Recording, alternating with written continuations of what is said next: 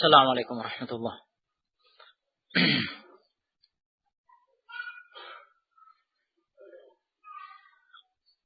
Bismillah, alhamdulillah, wassalatu wassalamu ala rasulillah wa ala alihi wa ashabihi wa man walah, ma ba'd. Kita lanjutkan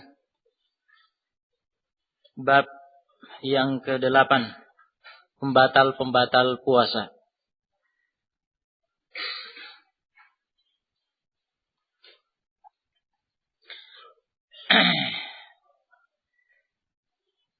Kata al-Imam As-Sa'di rahimahullah, wa man aftara fa'alaihi al-qada'u faqat idza kana fitruhu bi aklin aw bi syurbin aw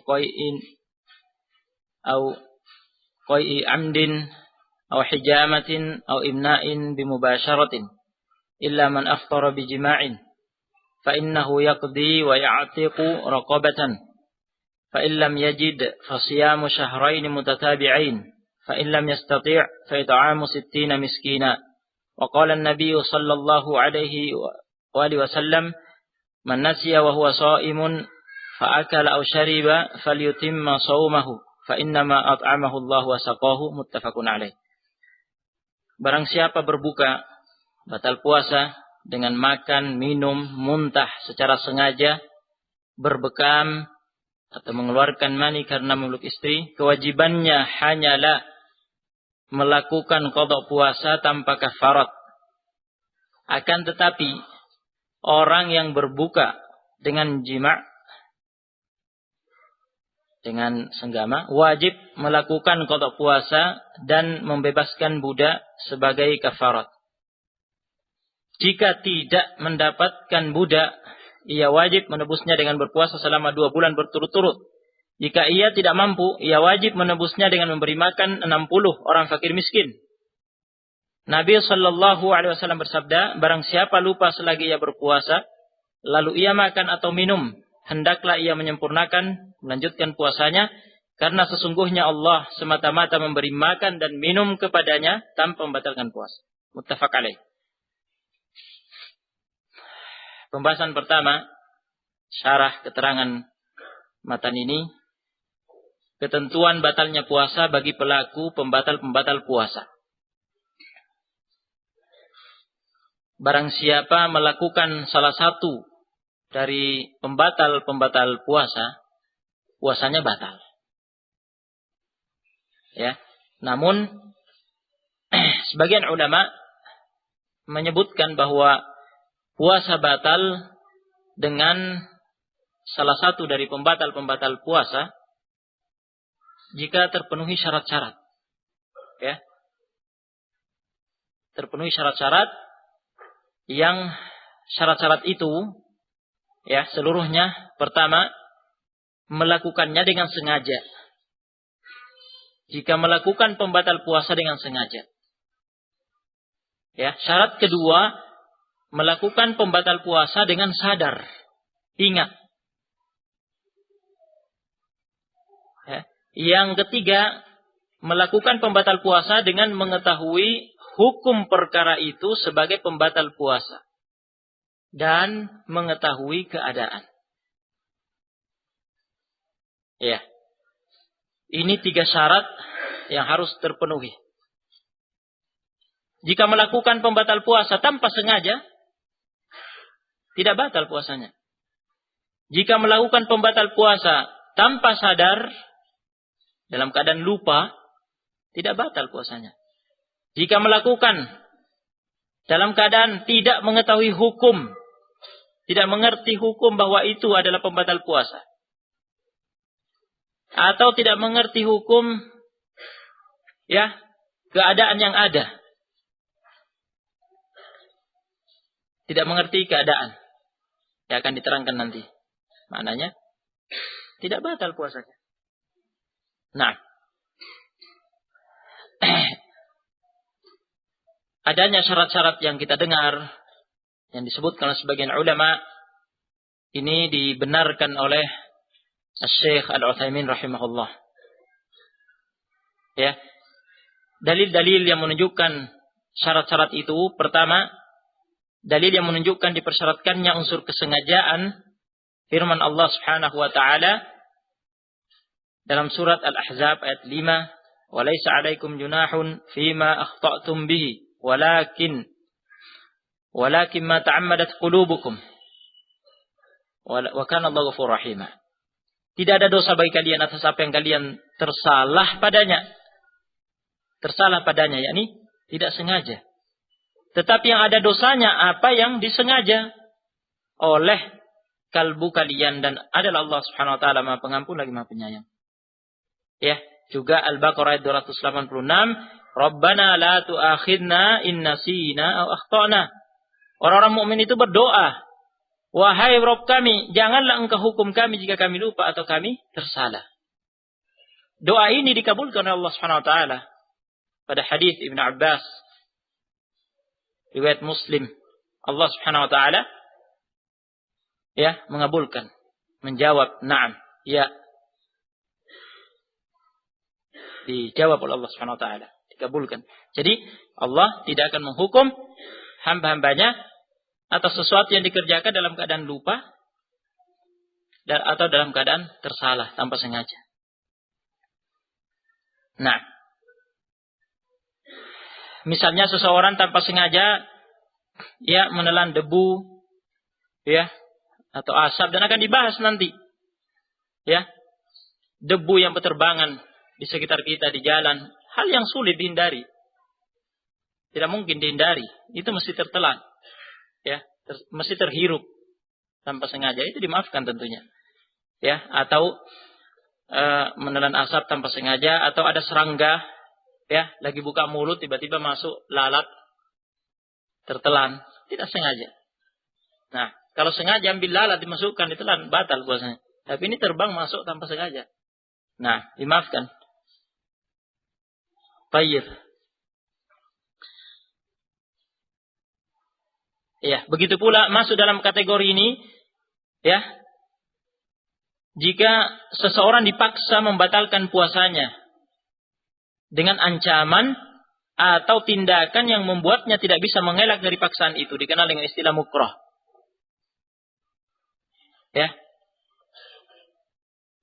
Ancaman atau dengan tindakan yang membuatnya tidak bisa mengelak dari paksaan itu. Nah, ini mukrah. Ini tergolong tidak sengaja. Ini tergolong tidak sengaja. Nah, yang kedua, dalil yang menunjukkan dipersyaratkannya unsur sadar pada pelaku pembatal puasa, sadar, ingat. Hadis Abu Hurairah radhiyallahu anhu, sabda Rasulullah sallallahu alaihi wasallam, "Man nasiya wa huwa shaimun fa akala aw shariba falyutimma shaumahu fa inna ma at'amahu Allah wa saqahu." Barang siapa lupa, tidak sadar selagi ia berpuasa, lalu ia makan atau minum, hendaklah melanjutkan puasanya, karena sesungguhnya Allah semata-mata memberi makan dan minum kepadanya tanpa membatalkan puasa. Muttafaq alaih. Dan keumuman makna firman Allah Subhanahu wa taala yang telah lewat. Rabbana la tu'akhidna in nasina aw akhtana. Doa kaum mukminin agar tidak dihukum oleh Allah Subhanahu wa taala atas sesuatu yang dikerjakan dalam keadaan lupa. Yang ketiga, dalil yang menunjukkan dipersyaratkannya unsur mengetahui hukum pada pelaku pembatal puasa. Jika tidak mengerti hukum, dimaafkan. Dalilnya adalah hadis Adi bin Hatim radhiyallahu anhu. Adi bin Hatim radhiyallahu anhu berkata, "Lamma nazalat," ketika turun firman Allah Subhanahu wa taala, "Hatta yatabayyana lakumul khaytul abyadu minal khaytil aswadi." Yani makan, minumlah kalian hingga tampak jelas bagi kalian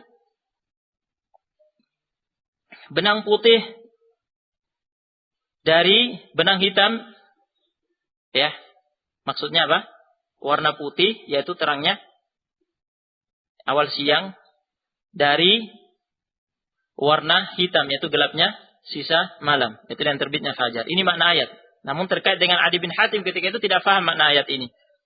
Kata Adi bin Hatim, ketika turun ayat ini, Ya, benang putih hingga tampak jelas benang putih dari benang hitam. Ya. Amadtu ila iqalin aswada wa ila iqalin abyada faj'altuhuma tahta wisadati. Ya, aku sengaja mengambil sebuah tali hitam dan tali putih. Lalu meletakkannya di bawah bantalku, kata Adi bin Hatim. Faja'altu anzuru fil laili fala yastabinu li. Mulailah aku memandanginya di malam itu. Ya, yakni sambil masih terus makan. Nah, nunggu sampai terbedakan benang hitam dengan benang putih ini. Ternyata sama terus ini. Nah, ya, tidak jelas. Nah, faghadawtu ala Rasulillah sallallahu alaihi wasallam fadzakartu lahu dzalik. Lalu aku bergegas mendatangi Rasulullah sallallahu alaihi wasallam dan menceritakan kejadian itu kepada beliau. Faqal, Nabi alaihi wasallam bersabda, "Innama dzalika sawadul laili wa bayadun nahar." Sebenarnya yang dimaksud dengan itu adalah hitamnya malam, ya. Dan yakni hitamnya gelapnya malam dan putihnya terangnya siang. Itu yang dimaksud dengan kata benang di situ. Yakni warna. Ya, yang hitam itu maksudnya gelapnya malam, yang putih itu maksudnya terangnya, putihnya siang. Muttafaq alaih. Namun Adi bin Hatim dalam kasus ini, ya, tidak dihukumi batal puasanya oleh Rasulullah SAW. Kenapa? Karena dia melakukan itu radhiyallahu anhu dalam keadaan tidak mengerti hukum. Ya, salah faham. Nah, kejadian tersebut juga dialami oleh sahabat yang lain sebagaimana dikisahkan dalam hadis Sahal bin Sa'ad radhiyallahu anhu yang dikeluarkan oleh Al-Bukhari dan Muslim, ya. Hadisnya disebutkan di sini secara lengkap. Ya. Jadi ketidaktahuan sebagian sahabat pada waktu itu terhadap hukum terbitnya fajar sebagai batas awal dimulainya puasa karena salah paham menafsirkan ayat, ya, itu dimaafkan dan tidak dinyatakan batal puasanya oleh Rasulullah sallallahu alaihi wasallam. Yang keempat, dalil yang menunjukkan dipersyaratkannya pelaku pembatal puasa mengetahui keadaan, ya, untuk bisa dihukumi batal puasanya. Dalilnya adalah hadis Asma bint Abi Bakar radhiyallahu anhuma. Asma radhiyallahu anha berkata, "Aftarna ala ahdin Nabi sallallahu alaihi wasallam yauma ghaimin thumma tala'atis syams." Kami pernah berbuka pada masa hidup Nabi sallallahu alaihi wasallam di hari yang mendung. Kemudian matahari kembali muncul. Hadis riwayat Al-Bukhari. Jadi ketika itu para sahabat pada masa Nabi sallallahu alaihi wasallam, ya, mereka menyangka matahari sudah terbenam. Ya, ketika itu mendung, tidak terlihat mataharinya. Perkiraan mereka, oh ini sudah terbenam. Mereka pun berbuka. Ternyata tersingkap awannya, mataharinya belum terbenam. Berarti mereka berbuka sebelum terbenam matahari kan? Nah, ternyata tidak dinukil bahwa Nabi Shallallahu Alaihi Wasallam menyatakan puasa mereka, puasa para sahabat itu batal. Ya, kenapa? Itu dimaafkan karena ketidaktahuan mereka akan keadaan matahari yang belum terbenam. Ya, karena terhalang oleh mendung. Ya, jadi mereka membangun hukum ketika itu dengan ghalabatul dhon, dengan dhon rajih, yakni dengan prediksi kuat, dengan dugaan kuat. Menurut persangkaan mereka ternyata yang namanya juga dugaan ternyata meleset. Ya, namun itu dimaafkan. Iya.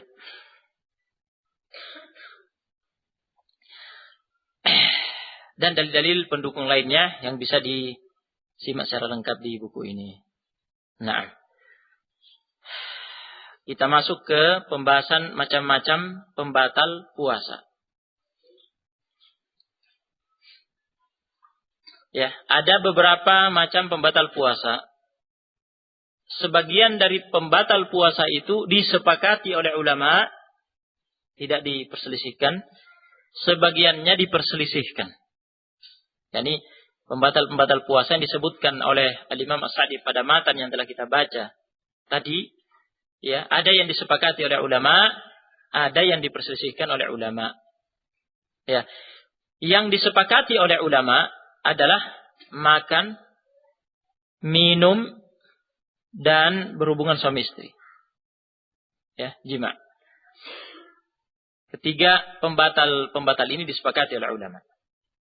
Terdapat nas-nas yang menunjukkan bahwa ketiga perkara tersebut merupakan pembatal puasa. Ya. Di antaranya firman Allah Subhanahu wa taala Al-Baqarah ayat 187, "Fal'ana bashiruhunna wabtagu ma kataballahu lakum wa kulu washrabu hatta yatabayyana lakum al-khaytul abyadu minal khaytil aswadi minal fajr, thumma atimmus siyama ilal lail." Maka dari itu, sekarang campurilah mereka, istri-istri kalian. Ya, ini dalil, ya, berhubungan suami istri adalah pembatal puasa. Yakni sekarang maksudnya di malam hari. Hal itu boleh. Ya, adapun di siang hari tidak boleh. Nah, dan carilah apa yang telah ditetapkan Allah untuk kalian, yaitu mencari anak, diniatkan untuk mencari anak, keturunan. Serta makan minumlah. Ini dalil tentang makan dan minum. Ya. Hingga jelas bagi kalian benang putih, yakni terangnya siang, dan benang hitam, yakni gelapnya malam, yaitu fajar. Kemudian sempurnakanlah puasa itu sampai datang malam. Nah,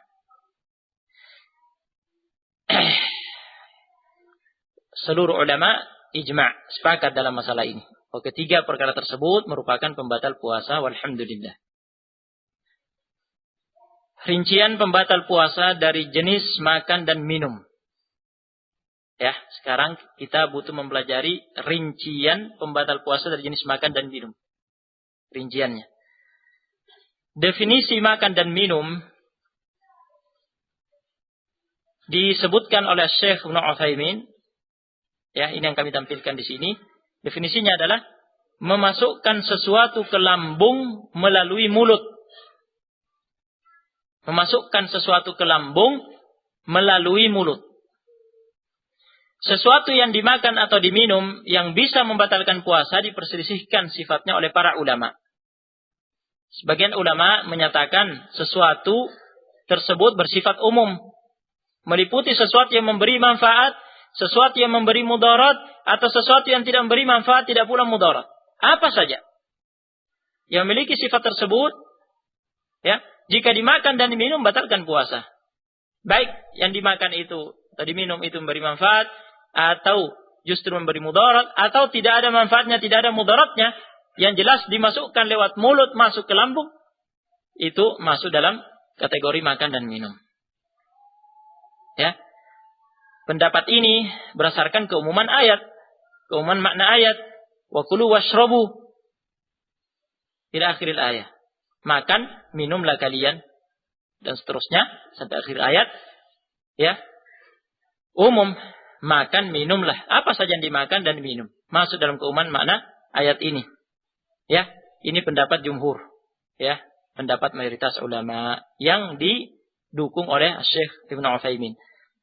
Termasuk sesuatu yang memberi mudarat, bisa kalian lihat pada catatan kaki nomor 6, yaitu merokok.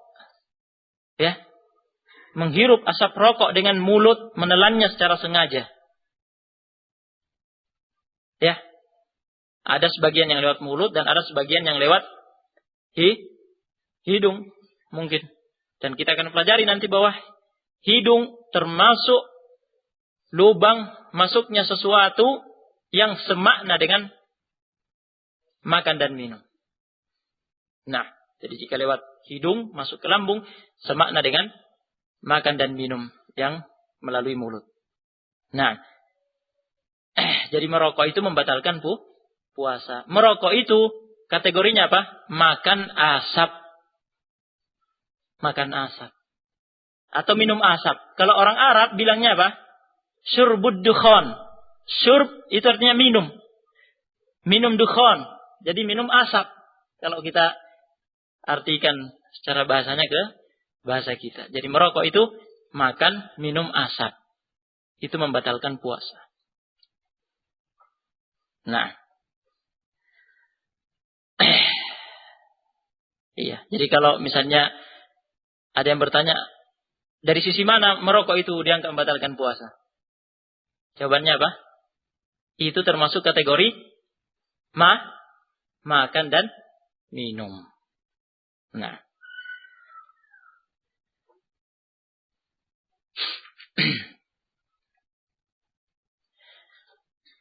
Iya, ini pendapat yang terbaik yang telah kita dengar, pendapat jumhur. Nah, pendapat-pendapat yang lain lengkapnya bisa dilihat di buku ini. Masalah pertama, halaman 138. Hukum menelan sisa-sisa makanan di mulut ketika puasa. Nah, mungkin setelah makan sahur, ya, terkadang kan ada yang terselip. Nah, di sela-sela gigi kita, nah, sisa-sisa makanan. Nah, sudah terbit fajar, nah, sudah siang, kemudian, ya, sisa-sisa makanan itu kita dapatkan. Nah, bagaimana hukum menelannya? Ya, dikatakan di sini Ibnul Munzir rahimahullah telah menukilkan adanya ijma' ulama bahwa sisa makanan di mulut yang kadarnya sedikit sehingga sulit untuk dikeluarkan dan sulit dihindari agar tidak tertelan, tidak membatalkan puasa jika tertelan. Terkadang ada yang kecil sekali. Kita berusaha mengambilnya dengan lidah kita dicari, meleset terus, sulit. Karena kecil, halus, akhirnya tertelan, tidak bisa diambil memang karena memang kecil, halus, sulit dihindari. Ini dimaafkan. Nah, seperti kata Imam Munzir di sini, menukil ijma'. Berikutnya, jumhur ulama berpendapat bahwa sisa makanan di mulut yang kadarnya banyak dan masih bisa dihindari agar tidak tertelan dengan cara meludahkannya. Ya, kita bisa mengambilnya dengan lidah kita atau bisa memegangnya dengan jari kita, bisa kita ludahkan. Ya, ini wajib diludahkan, tidak boleh ditelan. Jika sengaja menelannya, ya, puasa batal. Ya, puasa batal. Nah, adapun tidak sadar, tidak sengaja, ya kita sudah tahu kan, ya, pembahasan di awal. Nah, bahwa dimaafkan kalau tidak sengaja. Adapun jika sengaja, ya, puasa batal. Nah, ini pendapat jumhurin yang benar. Masalah kedua, hukum menelan rasa makanan yang tersisa di mulut ketika puasa. Terkadang masih ada, ya, tersisa rasanya, ya. Nah, manis-manisnya masih tersisa atau asin-asinnya, rasa bumbunya. Kalau misalnya, ya, habis makan makanan yang berbumbu. Nah, masih tersisa. Nah, jadi jika telan terasa, ya, rasanya itu terasa. Nah, Syekh Ibnu Utsaimin mengatakan rasa makanan yang tersisa di mulut wajib diludahkan dan tidak boleh ditelan. Ya, artinya jika ditelan secara sengaja membatalkan puasa. Jadi itu harus diludahkan. Nah, hilangkan rasa itu bisa dengan cara berkumur-kumur, ya. Nah, untuk menghilangkan rasa itu. Nah, ludahkan, jangan ditelan. Masalah ketiga, hukum menelan rasa yang tersisa setelah bersiwak atau bersikat gigi dan pasta gigi ketika puasa. Akan dipelajari nanti bahwa boleh bersiwak selagi berpuasa, boleh sikat gigi dengan pasta gigi selagi berpuasa. Yang penting berhati-hati. Nah, siwak itu kan ada rasanya, ya. Ya. Siwak itu menggosok gigi dengan kayu siwak. Kayu siwak itu batang pohon arok. Ya, kalau di negeri kita diistilahkan dengan dengan siwak. Nah, kayu itu kayu arok namanya. Kayu, ya, pohon arok. Nah, itu kan ada rasanya kan itu. Nah, ada rasanya. Atau bersikat gigi dengan pasta gigi, ya, pasta gigi jelas ada rasanya.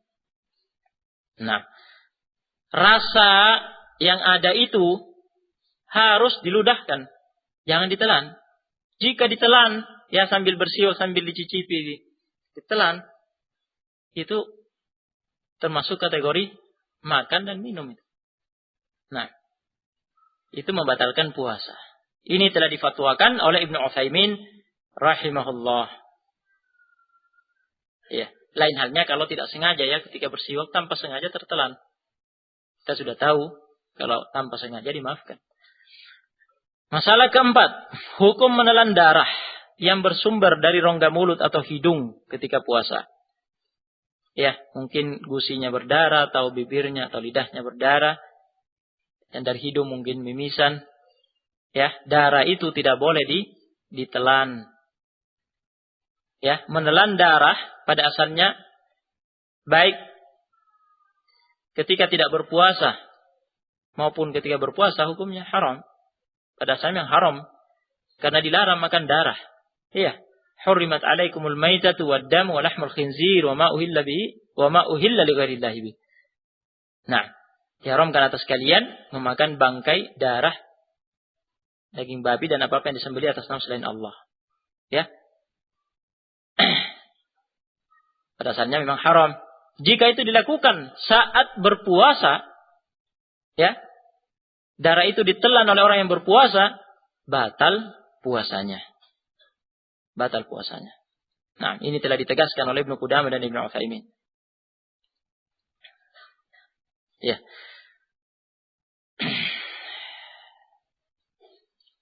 Lain halnya kalau tidak sengaja ya. Disebutkan di sini seperti halnya orang yang mimisan, ya. Kemudian mengalir langsung ke kerongkongannya tanpa melewati mulut, ya, langsung tertelan, ya, di luar kesengajaannya, itu tidak membatalkan puasa. Nah, karena itu terjadi tanpa sengaja dan di luar kehendaknya. Ini difatwakan oleh Al-Lajnah Daimah yang diketuai oleh Ibnu Baz. Baik. Kalau darah yang karena mimisan itu darahnya ke mulut dulu, nah ini diludahkan, jangan ditelan. Tapi terkadang ada yang langsung masuk ke kerongkongan dan tertelan di luar kehendak, ya, tanpa sengaja, itu yang dimaafkan. Masalah kelima, hukum menelan dahak ketika puasa. Ya, jika dahak turun ke kerongkongan tanpa melewati mulut dan tertelan, hal ini tidak membatalkan puasa. Meskipun terasa saat tertelan, sebab dahak tersebut tidak sempat masuk ke rongga mulut. Ya. Tetapi langsung mengalir, turun ke kerongkongan dan tertelan di luar kehendaknya. Terkadang begitu kan, dahak itu langsung masuk. Nah, ini tanpa sengaja dimaafkan. Ya, adapun apakah diharuskan seseorang membebani diri, memberatkan diri, menarik, ya, menghentak, ya, menyentak dahak itu keluar dari kerongkongan, gitu. Nah, apakah diharuskan seperti itu? Kata Ibnu Utsaimin rahimahullah, ya, tidak sepantasnya dilakukan hal itu. Ya, tidak sepantasnya dilakukan hal itu. Biarkan saja sudah. Karena itu sudah di luar kehendak. Ya, Allah Subhanahu wa taala yang mengaturnya. Di luar kehendak kita. Nah, itu tanpa sengaja. Jadi jangan membebani dan memberatkan diri melakukan itu, ya, berusaha menyentaknya keluar.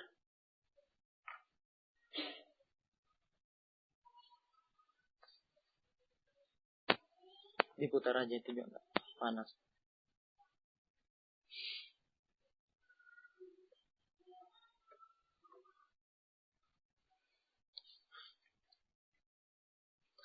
Nah, adapun jika dahak tersebut mengalir turun dan masuk ke rongga mulut orang yang berpuasa, ya, dahak itu masuk ke rongga mulut. Nah, sekarang, ya, terdapat pilihan antara diludahkan, dikeluarkan atau ditelan. Nah, yang jelas, sebelum kita bahas apakah membatalkan atau tidak jika sengaja menelan dahak yang masuk ke mulut ini, Nah, di sini kami menyebutkan di paragraf terakhir halaman 140, Syekh Ibnu Utsaimin menegaskan haramnya menelan dahak yang ada di mulut, baik bagi yang berpuasa maupun yang tidak. Sebab dahak adalah sesuatu yang kotor dan menjijikkan. Bahkan boleh jadi membawa penyakit yang keluar dari tubuh sehingga bisa bermudarat bagi orang yang menelannya. Nah, adapun masalah apakah membatalkan puasa atau tidak jika sengaja menelannya, ini diperselisihkan oleh ulama. Ya, ada yang mengatakan tidak membatalkan puasa, ada yang mengatakan ya membatalkan puasa dengan alasan yang mengatakan membatalkan puasa alasannya dahak itu diproduksi di kepala dan mengalir turun ke mulut sebagai zat yang asing di mulut. Ya, beda dengan ludah. Kalau ludah diproduksi di rongga mulut, ini tidak bisa dihindari. Jadi menelan ludah nggak apa-apa, tidak membatalkan puasa. Ini tidak bisa dihindari karena diproduksi di rongga mulutmu. Adapun dahak ini tidak, di atas di kepala turun mengalir masuk ke mulut, bisa dihindari dengan diludahkan. Ya, wallahu a'lam. Ya, dalam hal ini kami memilih pendapat yang mengatakan membatalkan puasa. Ya, membatalkan puasa. Ini pendapat Asy-Syafi'i dan salah satu riwayat dari Al-Imam Ahmad. Nah, wallahu a'lam. Masalah ke-6. Hukum menelan sesuatu yang masuk lewat hidung. Ya, menelan sesuatu yang masuk lewat hidung membatalkan puasa. Karena hidung merupakan salah satu saluran masuk ke kerongkongan menuju lambung, yang dianggap memiliki kedudukan yang sama dengan mulut. Ini pendapat jumhur. Dipilih oleh Ibnu Taimiyah, Ibnu Baz, Ibnu Utsaimin, rahimahumullahu jami'an.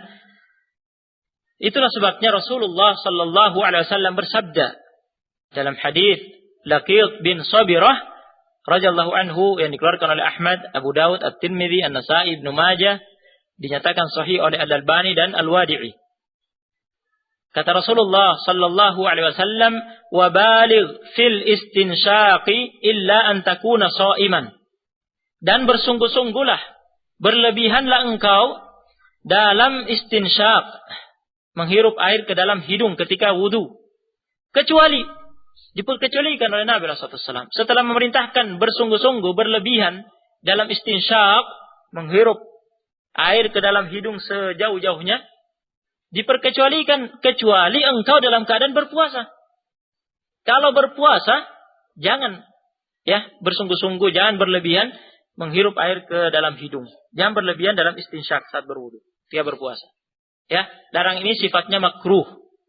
Larang ini sifatnya makruh, bukan larang yang bersifat haram. Nah, apa alasannya? Apa sebabnya? Ya, Rasulullah sallallahu alaihi wasallam melarang. Larangannya bersifat makruh, melarang bersungguh-sungguh dalam melakukan istinsyaq. Nah, apa alasannya? Yani apa sebabnya Nabi SAW memperkecualikan ini?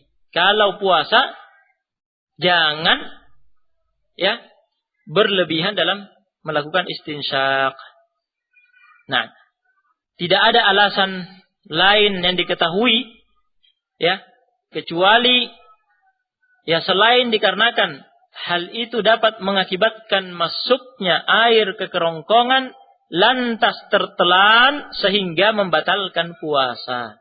Jadi dikhawatirkan kalau berlebihan istinsyaqnya masuk ke kerongkongan kemudian tertelan.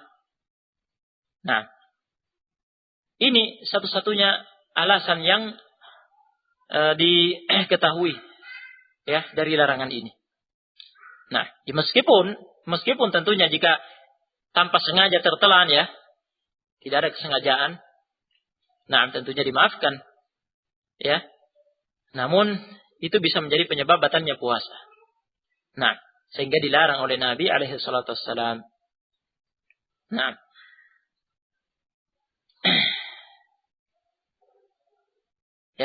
dari sini dipetik hukum yang kita dengar bahwa hidung merupakan ya lubang masuk ya yang bersambung dengan kerongkongan ya terus ke lambung. Jika ada sesuatu yang masuk lewat ini semakna dengan makan dan minum yang melalui mulut. Nah, dalilnya hadis yang telah kita dengar. Nah, lihat halaman 142. Termasuk dalam kategori ini ya, yang masuk lewat hidung adalah hal-hal berikut. Pertama, menelan tetesan as-sa'ud yang masuk ke kerongkongan. As-sa'ud adalah obat yang diteteskan lewat hidung yang dikenal dengan gurah. Ya. Dikenal dengan istilah gurah. Nah, ya, jadi obat gurah itu yang diteteskan lewat hidung tidak boleh ditelan itu. Nah, tidak boleh ditelan. Jika diteteskan lewat hidung, jika tembus ke kerongkongan, ya, ditelan secara sengaja membatalkan puasa. Nah,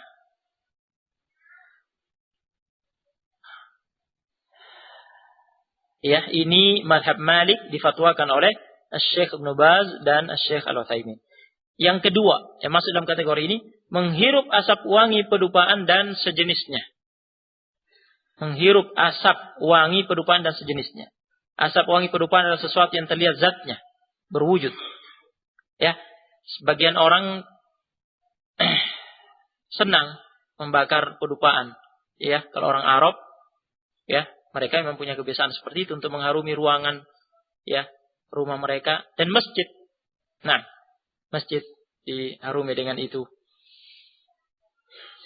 Nah, ya, apalagi kalau mau Jumatan. Kalau mau Jumatan, masjid ini diasapi dengan berupaan sehingga harum semerbak dengan menggunakan kayu gaharu. Ya, kayu gaharu. Kalau tidak kayu gaharu, yang lainnya dibakar, berupaan, mengumpulkan asap, nah ini mengharumi ruangan. Ya, atau juga untuk mengharumi pakaian. Nah, jadi mereka orang Arab melakukannya, membakar berupaan ini dari kayu gaharu. Ya, pakaiannya dibasahi dulu. Nah, diperciki air, kemudian diasapi dengan itu, jadi harum. Nah, melakukan ini pada bulan puasa di siang hari boleh. Tetapi hati-hati, asapnya itu jangan dihirup dengan sengaja.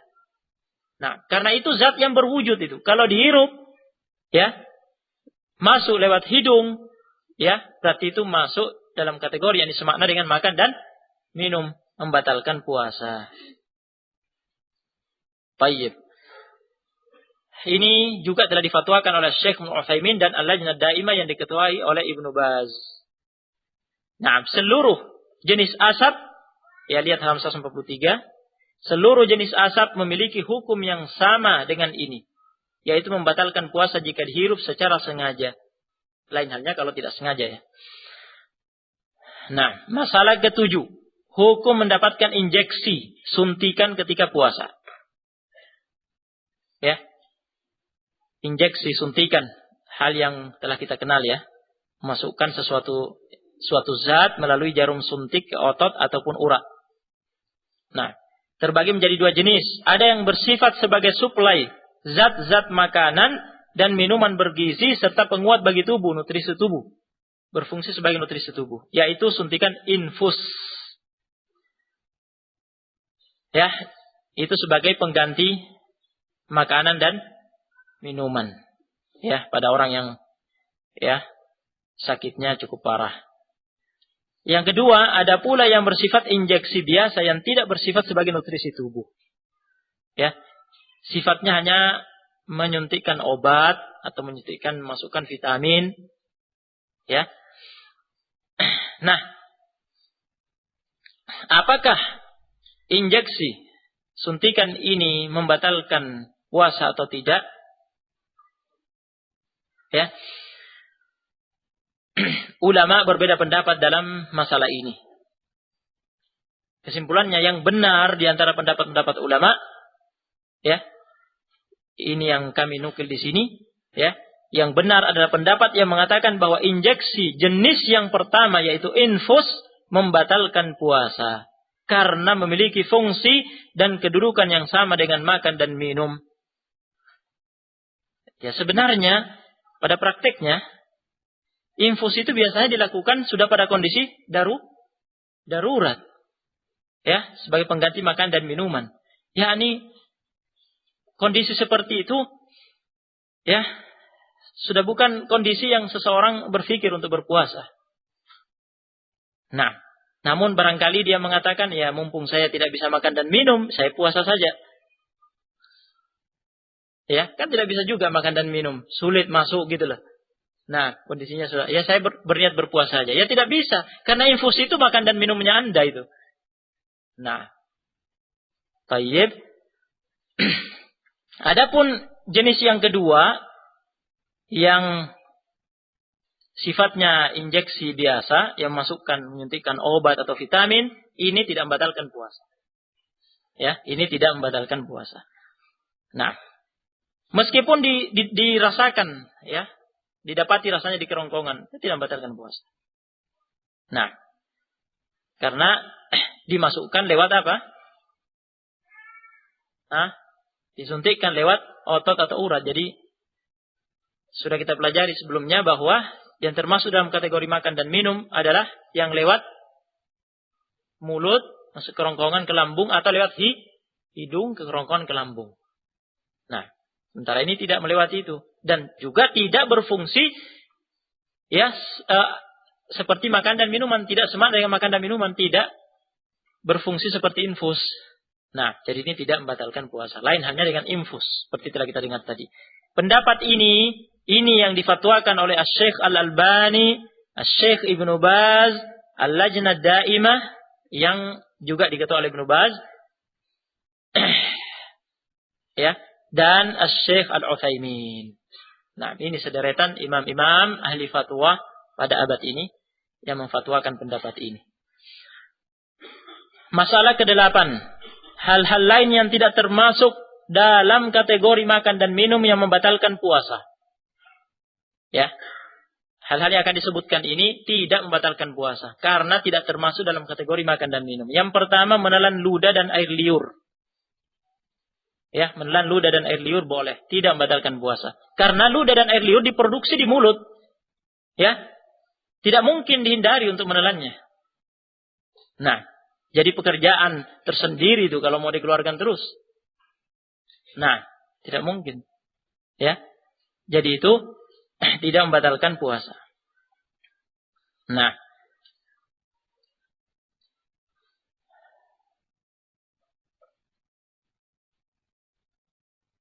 kalau seseorang misalnya mengumpulkan ludahnya di mulut, ya lantas menelannya. Namun ini ya sepertinya enggak dilakukan ya. Cuma pembahasan hukum, jika ludah itu terkumpul kemudian ditelan, ya, itu pun tidak makruh.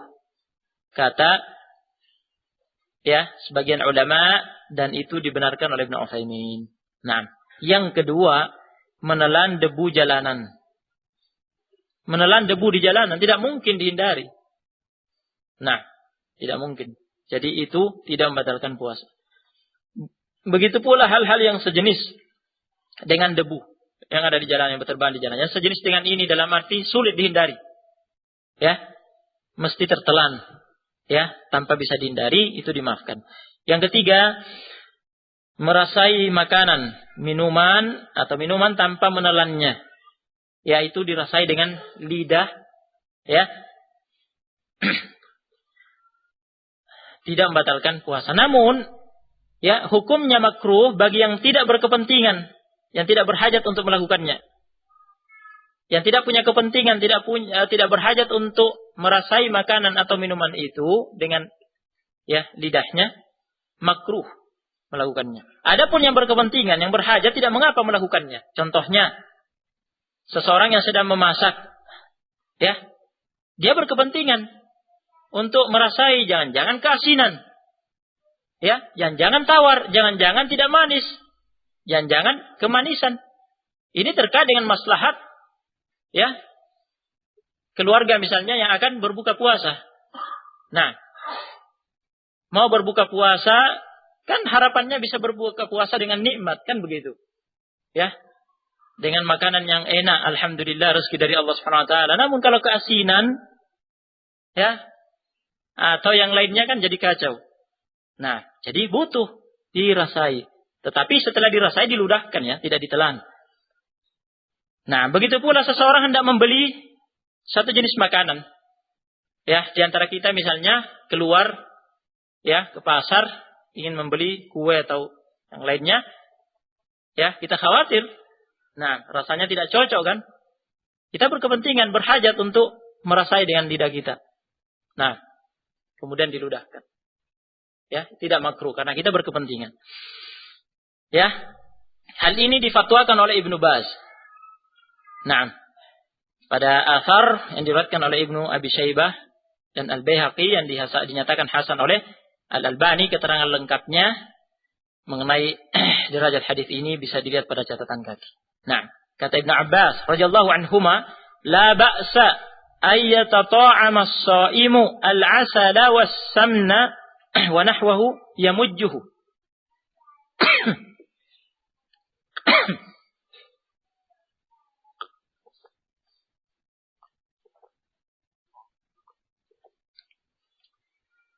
Dipelankan sedikit.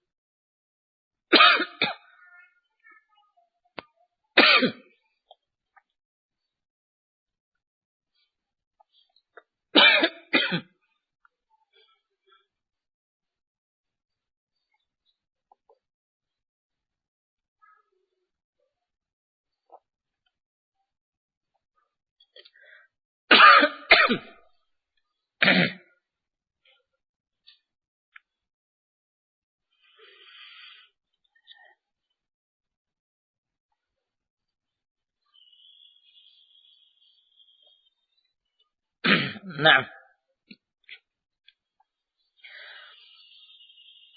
kata Ibnu Abbas radhiyallahu anhuma, la ba'sa ay yatata'ama as-sha'imu al-'asala was-samna wa nahwahu yamujjuhu. Tidak mengapa bagi yang berpuasa untuk mencicipi madu, mentega dan semisalnya lalu memuntahkannya. Nah, adapun yang tidak berkepentingan dimakruhkan melakukan ini. Kenapa dimakruhkan? Ya, karena bisa jadi dengan itu ada yang tertelan ke kerongkongan tanpa disadari. Nah, atau boleh jadi nafsu makannya kuat, ya, ketika ia mencicipi tidak tahan, malah ditelan, batal puasanya. Karena itu dimakruhkan kalau tidak punya kepentingan tadi. Baik. Ya. Kenapa dimakruhkan? Apakah ada dalil yang bisa menunjukkan ini dengan alasan yang kita dengar tadi? Ya, disebutkan di sini. Yaitu karena alasan ini pada hadits Laqid bin Sabirah yang lewat, Rasulullah SAW memakruhkan apa? Bagi orang yang berwudu ketika berpuasa, memakruhkan berlebihan dalam istinsyak, bersungguh-sungguh dalam istinsyak. Jadi kalau berwudu istinsyaknya biasa-biasa saja. Jangan bersungguh-sungguh menghirupnya karena khawatir masuk ke kerongkongan tertelan. Nah, ya, makna ini sama dengan pembahasan kita sekarang. Yang keempat, menggunakan siwak. Ya, boleh ya bersiwak ketika berpuasa. Baik sebelum zawal maupun ya setelah zawal. Boleh. Ini pendapat yang benar. Ya. Sebagaimana difatwakan oleh Ibnu Taimiyah. Yang telah kami nukil keterangan Ibnu Taimiyah di sini. Juga Ibnu Qayyim. Ya. Juga Al-Albani, Ibnu Utsaimin. Ya. Akan tetapi yang diperhatikan ya, ketika bersiwak ya, terkadang ada serat-seratnya yang copot, lepas kan ya. Serat siwak itu. Nah, ada yang lepas terkadang. Nah, itu jangan sampai ditelan itu. Kalau ditelan berarti itu namanya makan. Ya, jadi serabutnya itu, ya, serabut siwak itu ketika bersiwak kan terkadang ada yang copot. Nah, itu harus diludahkan, jangan sampai ditelan. Kalau ditelan sengaja, ya, sadar itu membatalkan puasa. Begitu pula rasanya, ya, jangan sampai ditelan seperti tadi terangkan sebelumnya. Nah, keterangan ini disebutkan oleh Ibnu Utsaimin, kami nukil keterangan Ibnu Utsaimin rahimahullah di sini dari Majmu' ar-Rasail. Yang kelima, menggunakan pasta gigi. Ya. Menggunakan pasta gigi boleh. Ya, ini telah difatwakan oleh Syekh Ibnu Baz dan Syekh Ibnu Utsaimin. Ya. Tetapi diingatkan agar berhati-hati. Ya. Karena sebagian pasta gigi kuat sekali rasanya. Yang namanya pasta gigi kan kuat sekali rasanya. Nah, jangan sampai ada yang tertelan. Jadi berhati-hati ketika menggunakannya. Nah, adapun hukumnya boleh. Nah, rasanya sudah kita pelajari tadi, rasanya harus diludahkan. Nah, tidak boleh ditelan.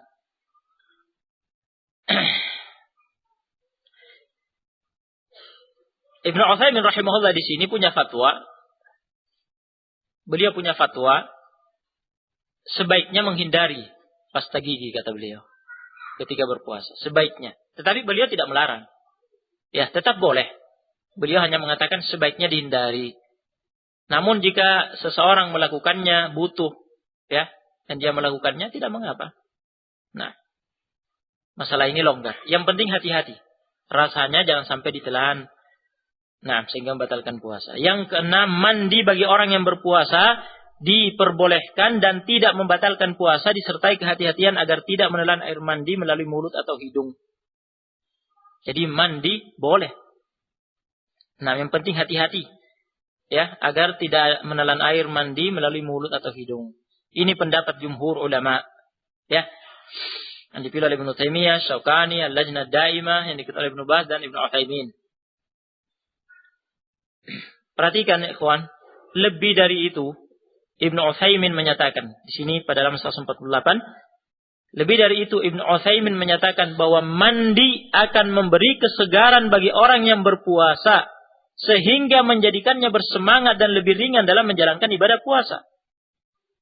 Hal seperti ini tidak terlarang.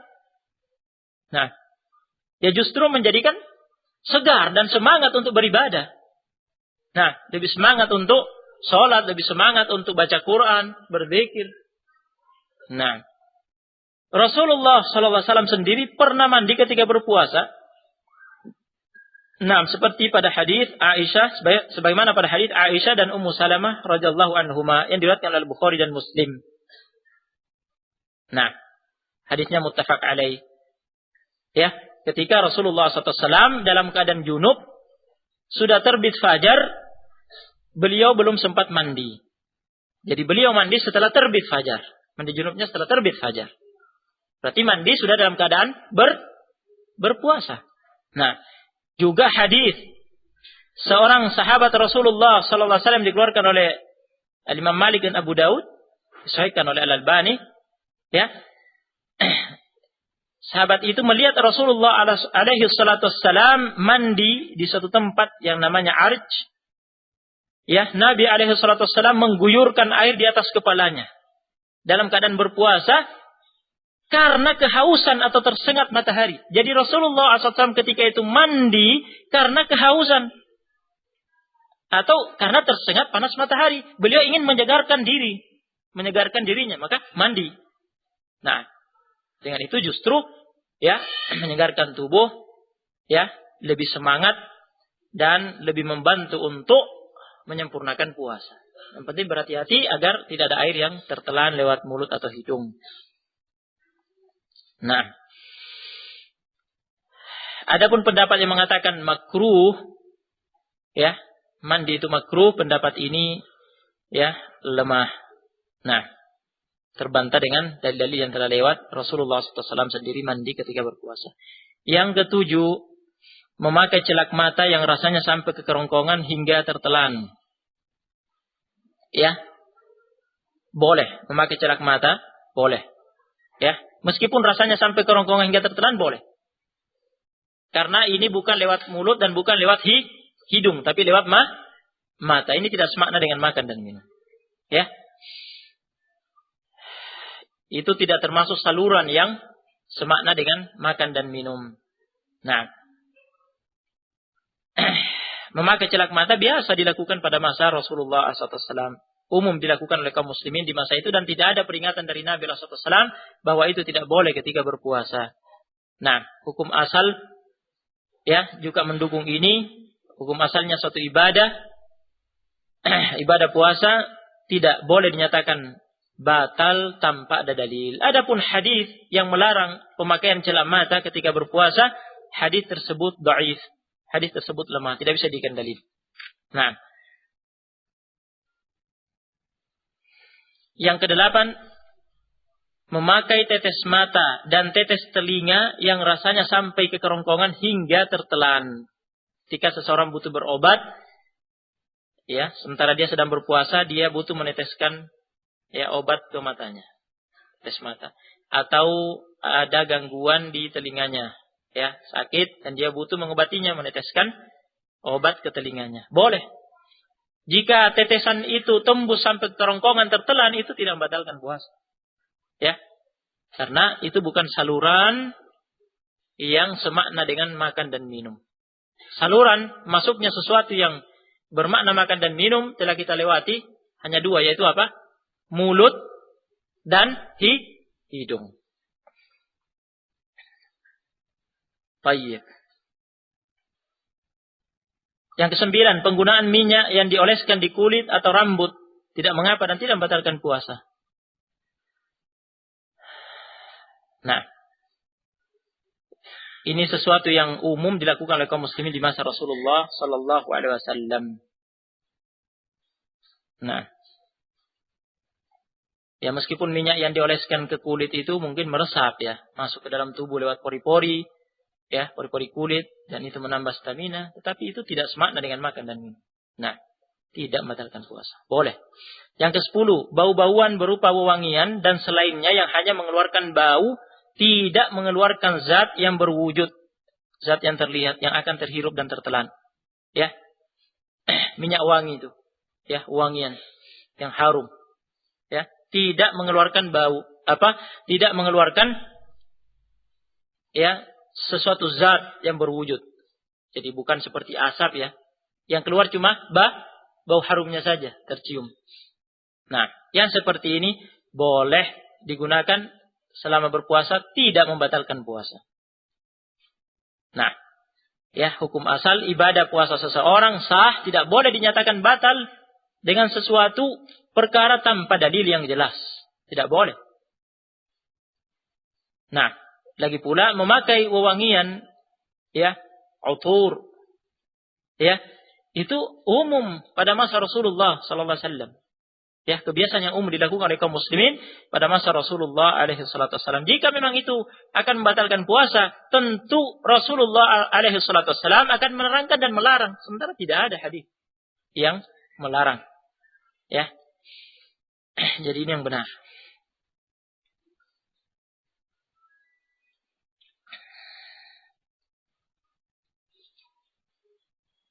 Kita sudah selesai dari penjelasan rincian ya makan dan minum yang membatalkan puasa.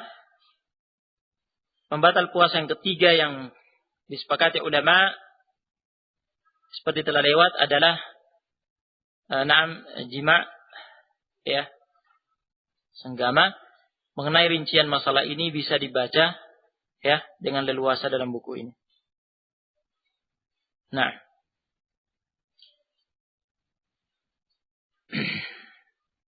kita masuk ke pembahasan rincian pembatal-pembatal puasa yang diperselisihkan, halaman 162.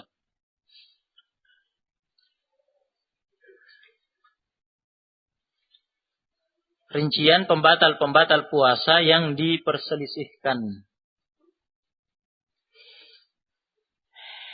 Ya, ada 2 pembatal puasa yang disebutkan oleh As-Sa'di rahimahullah pada matan, dan itu diperselisihkan oleh ulama, yaitu muntah dengan sengaja, dan yang kedua adalah berbekam.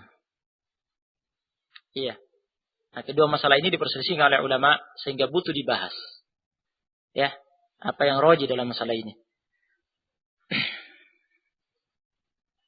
Nah, Ibnul Mundzir rahimahullah menukilkan bahwa muntah dengan sengaja sebagai pembatal puasa merupakan ijma', kesepakatan para ulama. Jadi dinukilkan ijma'. Namun nukilan Ibnul Mundzir ini keliru. Jadi ya, terkadang ada ijma' yang dinukilkan dan nukilan itu keliru. Ya, ternyata ditemukan adanya perbedaan pendapat di antara ulama. Nah, termasuk masalah ini nukilan itu keliru. Ya, masalah ini diperselisihkan oleh ulama. Nah,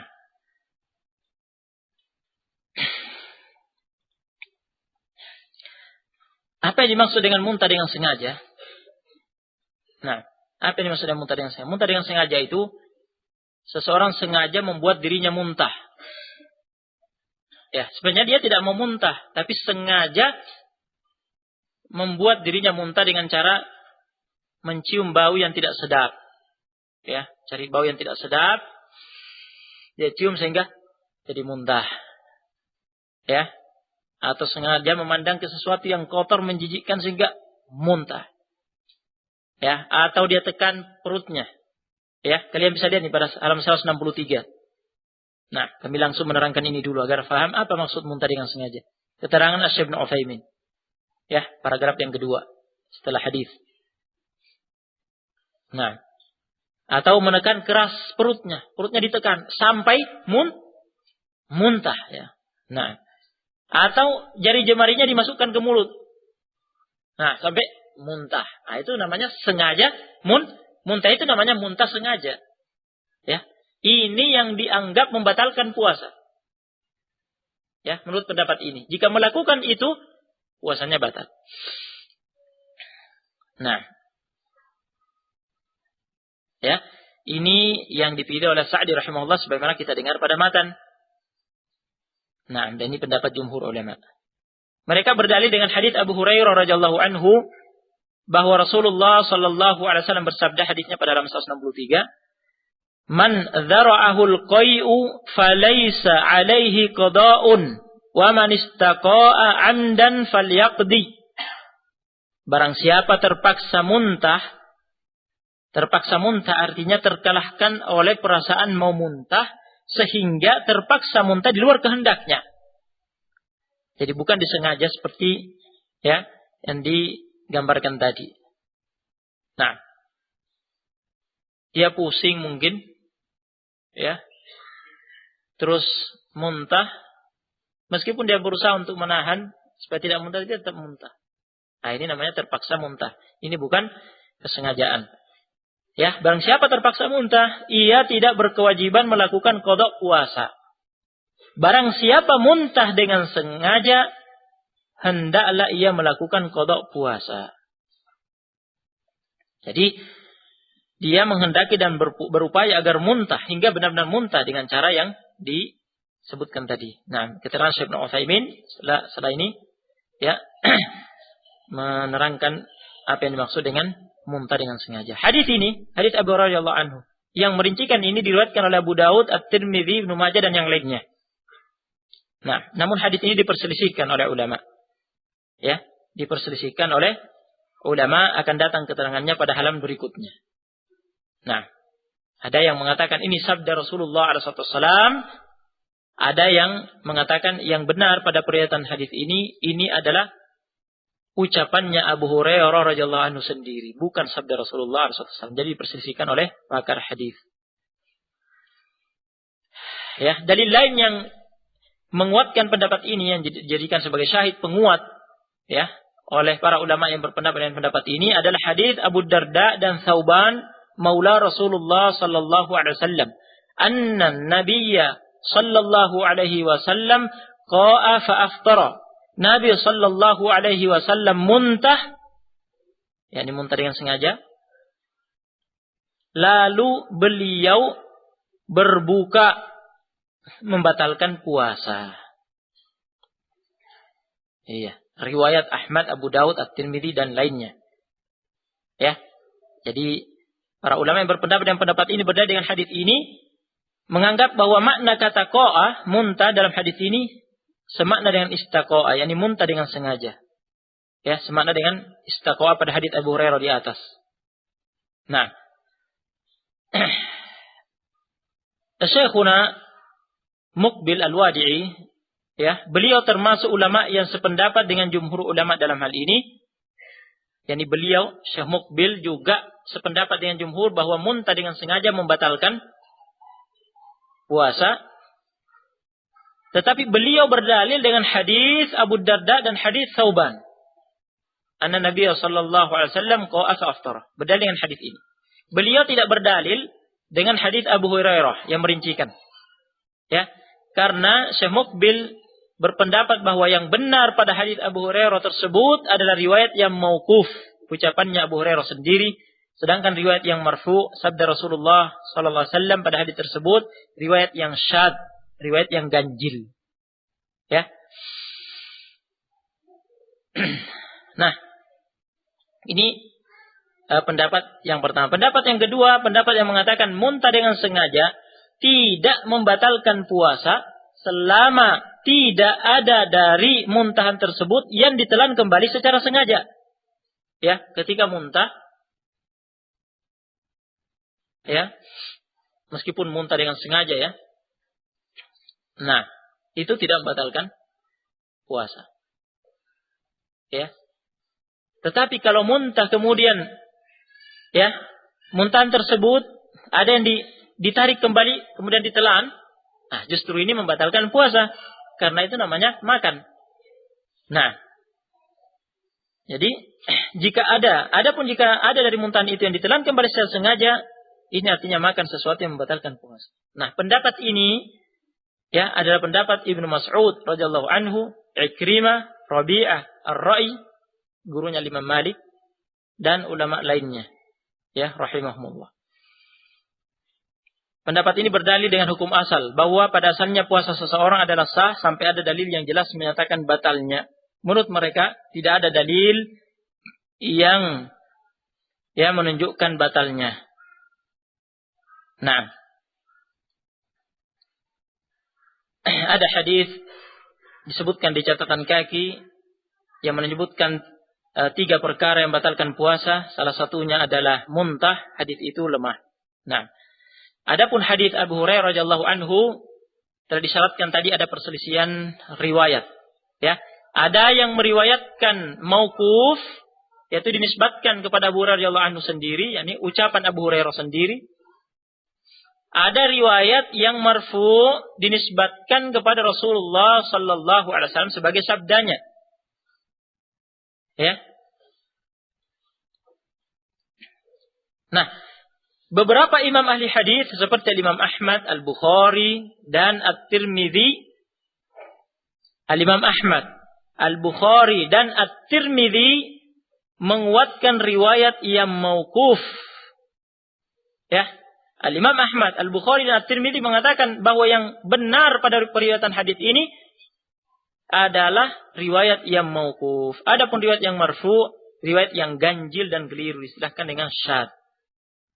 Nah, kami katakan di sini, tentu saja keterangan mereka lebih didahulukan daripada yang lainnya dalam masalah ini. Karena mereka adalah para imam penghafal hadis yang ahli di bidang penyakit-penyakit hadis.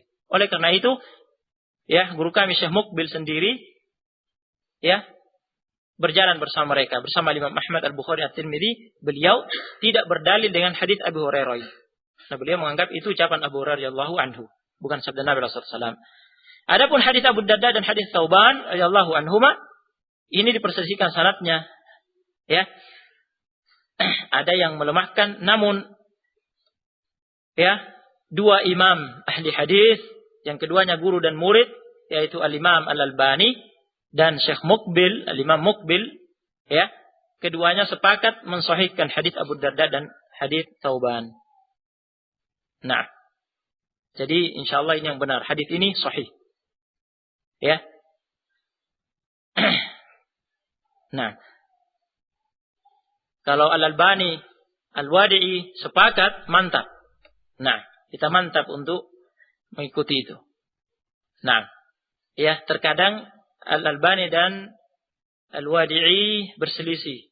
Ya, ada yang mensahihkan, ada yang mendhaifkan. Nah, ini butuh ya diteliti lebih jauh. Nah, di sini keduanya ya sepakat mensahihkan hadis ini. Meskipun ada ulama terdahulu yang mendhaifkan, yang melemahkan. Namun masalahnya, apakah hadis tadi, hadis Abu Darda dan hadis Thauban, anna Nabi sallallahu alaihi wasallam qa'a fa aftara. Nabi sallallahu alaihi wasallam muntah lalu beliau berbuka. Apakah ini bisa dijadikan dalil untuk mengatakan bahwa muntah dengan sengaja membatalkan puasa? Ya, pendalilan ini kurang jelas. Ya, karena hadis ini semata-mata perbuatan Rasulullah sallallahu alaihi wasallam yang memiliki kemungkinan bahwa puasa yang beliau lakukan ketika itu adalah puasa sunnah. Nah, setelah muntah beliau memilih untuk berbuka karena kondisi lemas yang dialaminya setelah muntah. Karena biasanya seorang kalau muntah itu lemas. Dan itu ya hanya puasa sunnah sehingga Nabi SAW memilih untuk berbuka saja. Nah, ada kemungkinan seperti itu. Dan ini difahami oleh sebagian ulama. Memahami seperti itu. Ya. Sebenarnya ada hadis Fadhalah bin Ubaid radhiyallahu anhu yang dikeluarkan oleh Ibnu Majah yang menunjukkan kemungkinan itu, namun hadis itu lemah. Fa'ala kulli hal ya masalah ini termasuk masalah yang berat ya dalam mentarjih. Naam. Tetapi sebagaimana kami katakan di sini, kami pribadi sepertinya ya mengatakan sepertinya pendapat yang kedua lebih kuat. Tetapi masalah ini masih butuh dipelajari lebih seksama lagi. Nah, jadi kami condong mengikuti pendapat yang mengatakan muntah dengan sengaja tidak membatalkan puasa. Nah, adapun yang muntah tanpa sengaja di luar kemauannya, ya, ini jelas, ya, tidak ada yang mengatakan membatalkan puasa. Nah, karena itu tanpa sengaja, di luar kehendaknya. Kemudian yang kedua, yang dipersisikan, yang disebutkan oleh Sa'di rahimahullah adalah berbekam. Ya. Berbekam sudah hal yang ma'ruf dikenal ya oleh keumuman masyarakat. Nah, keterangan berbekam kami sebutkan pada catatan kaki. Berbekam adalah salah satu jenis pengobatan dengan menggunakan teknik mengeluarkan darah kotor dari tubuh pasien. Caranya dengan melukai bagian tertentu dari tubuh pasien, lalu darah kotornya disedot. Baik disedot dengan mulut maupun dengan alat khusus. Ya, pada masa sekarang teknologi kedokteran semakin berkembang. Ya, sudah menggunakan alat khusus yang menyedot, tidak menggunakan mulut lagi, kan begitu. Nah, pada masa lalu sebelum ini ada, ya, itu disedot dengan mulut. Ya. Menggunakan tabung diletakkan pada bagian tubuh yang sudah dilukai itu, ya, kemudian dengan mulut diserot. Nah, itu kalau tidak sengaja bisa ada yang tertelan kan begitu. Nah, masalah berbekam ini terjadi perbedaan pendapat di kalangan ulama mengenai hukum berbekam, apakah membatalkan puasa atau tidak. Ya, ada dua pendapat. Ada yang berpendapat membekam dan orang yang membekam dan yang dibekam, keduanya batal puasanya. Ya, ini yang disebutkan oleh Sa'di rahimahullah. Nah, berdalil dengan hadis aftarul hajim wal mahjum, orang yang membekam dan orang yang dibekam batal puasanya. Ya. Hadis ini kesimpulannya, nah, hadis ini dinyatakan sahih oleh Al-Albani dan dinyatakan hasan oleh Al-Wadi'i dengan gabungan dua hadis, yaitu hadis Shaddad bin Aus dan hadis Thauban. Hadis Shaddad bin Aus, radhiyallahu anhu dan hadis Thauban radhiyallahu anhu. Ya. Nah, hadis ini menyatakan orang yang membekam dan orang yang dibekam batal puasanya. Tayyib. Jelas hadisnya ya. Apa illat, apa sebab, faktor hukum yang menjadikan